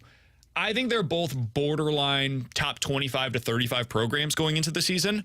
We'll see if they finish that way, but with what we know right now information-wise, I think they are much closer to Arkansas, who they have rated at 33, or NC State, who they have ranked at 38. And they're, I think, both better than Florida, who they have ranked at 40. That's the range that I think both of these teams should be in right now. I think 50 plus is ridiculous for these programs. Yeah, I agree with you. I think they're both definitely top 50 programs, and I think they should be probably in around that 35 to 40 range is where they're at. I mean, I trust Illinois to be better than Florida. Honestly, Louisville, too. I mean, they should be higher than UCF, Coastal Carolina, Western Kentucky. Like, I think they're definitely a team that should be around the top 40. But, I mean, you mentioned dreaming. It's all going to come down for the Illini. How do they fix the defense coming off of last year? And I don't mean fix. I mean replace the production that they lost on defense. And then what's Luke Altmaier, who just got named the starter, look like? Like, he's the guy that's going to determine their ceiling, because Tommy DeVito was the perfect get the ball out of my hands as quick as possible, and you can win with that, and you can establish the running game with Chase Brown. Luke Altmaier is the guy that can potentially take Illini from a 8-win team to a 10-win team. Like, that's his potential, I think, is if he's got the deep arm and their ceiling. If they're expecting 7 to 8 wins right now, if Altmaier hits and ends up being the guy that they're expecting, I think they're even better than that. I think you're talking about a team that could win the Big Ten West. Like, that's my expectation for Illinois, is be in the race and win the Big Ten West this year. You should have won it last year if you didn't have that midseason kind of debacle where they lost 3 games in a row. Like, this team should be at least in conversations to win the Big Ten West. And by doing that, I think it puts you around top 40, top 45 programs in the country. So we're getting some pushback, as you could probably imagine. I get it. About both Mizzou and Illinois. Well, that's ridiculous. And I think the reason why is pretty simple. A, Mizzou hasn't been very good recently, and Illinois has been slept on. I'm partially to blame on the Illinois side of things.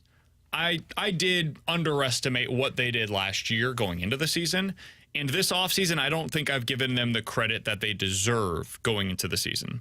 So this one comes from the 618. BK, did you really just say that Mizzou and Illinois could be borderline top 25 teams? You've got to be kidding me. I did. I genuinely believe that they can be this year. For Missouri, for example, they have the vast majority of their production returning on both sides of the football. They've got a legitimate quarterback competition that is going to take place even going into the season. If that ends well, I might be low by saying it's a borderline top 25 team. I'm serious. Top 10? No. Oh, okay. But 15 to 25 could be the range that you're talking about for Mizzou, where they win 8 or 9 games this year. I'm not projecting that. I think that the quarterback play this year for Mizzou is going to be average. And if you simply get average quarterback play, I think they're like the 30th best team in the country going into the year. It doesn't take a lot to be the 30th best team in college football. That's like 8, maybe 9 wins in a good season for the upper level of college football. I think the same thing can be true for Illinois. Their defense was elite last year. Coming into the season, it will be a surprise if they're not a top 20 unit defensively again this season. When you have a top 20 defense in college football, man, Iowa's been making a living out of this for years. They win 8 games every year by simply having a borderline elite level defense. If you can do that, Wisconsin's been doing it as well. I think Illinois can win 8 games again this year. So it really comes down to, can they sustain the defensive play while getting slightly improved quarterback play? If you can do those two things for both of those schools, and we're talking about, borderline top 25 type of seasons. Yeah, and I can see where people would be a little bit lower on Missouri in terms of what we're talking about here, because their schedule is a lot tougher than what Illinois is. I mean, you got Kansas State, who's early on in the year at 16. You've got LSU, who's going to be good again. You've got to go to Georgia and Tennessee. That feels like at least 3 guaranteed losses, and maybe the 4. And we'll see what Kansas State is. I think that's a toss-up game. And so their schedule is tougher. So I could understand being a little bit lower on them. Illinois, though, I mean, I think their toughest game is Penn State and maybe Kansas. I know Wisconsin and Iowa are ranked, but I don't really have that much faith in Wisconsin and Iowa. I think we're looking at, by the time Illinois is done playing Penn State on September 16th, they don't play another top 25 team on their schedule. I think that is in the realm of possibilities. I think that's what happened last year. Was Michigan was the only top 25 game they had down the stretch of the year. So I think Illinois has a chance to reach the ceiling that we're talking about. Mizzou, I'm a little bit more skeptical Get out of here. I'm done with you. Just because their schedule. I mean, look at that schedule. We put Illinois in the SEC. I can guarantee you I'm not sitting here going, 9 wins, Big Ten West, here we come. So that's the only thing that I would say. But I think both teams, as you said, it just comes down to, can they get average quarterback play? I like this Luke Altmaier that Illinois is going to be starting. I don't know what to expect, though. He's never been a starting caliber quarterback. And then you saw what Brady Cook was last year. He was an average quarterback. He had one workable shoulder, and it was the non-throwing arm. Yeah. What does he look like when he has an actual usable shoulder to throw the football with? I think pretty decent. Even last year, when his arm was hanging on by a thread, he was a league average quarterback last year, which is fine. You can win with that, especially if that league average quarterback comes with legs that can be a threat on the ground. So I think both of these teams can be better than a lot of people are giving them credit right now. I'm going to be an optimist when it comes to both of the local college football teams, which has never gone poorly when we're talking about Mizzou or Illinois. You've never been kicked in the nuts because you were optimistic about either of those two teams. Don't tell me otherwise. Coming up next, we'll hit the rewind here on 101 ESPN.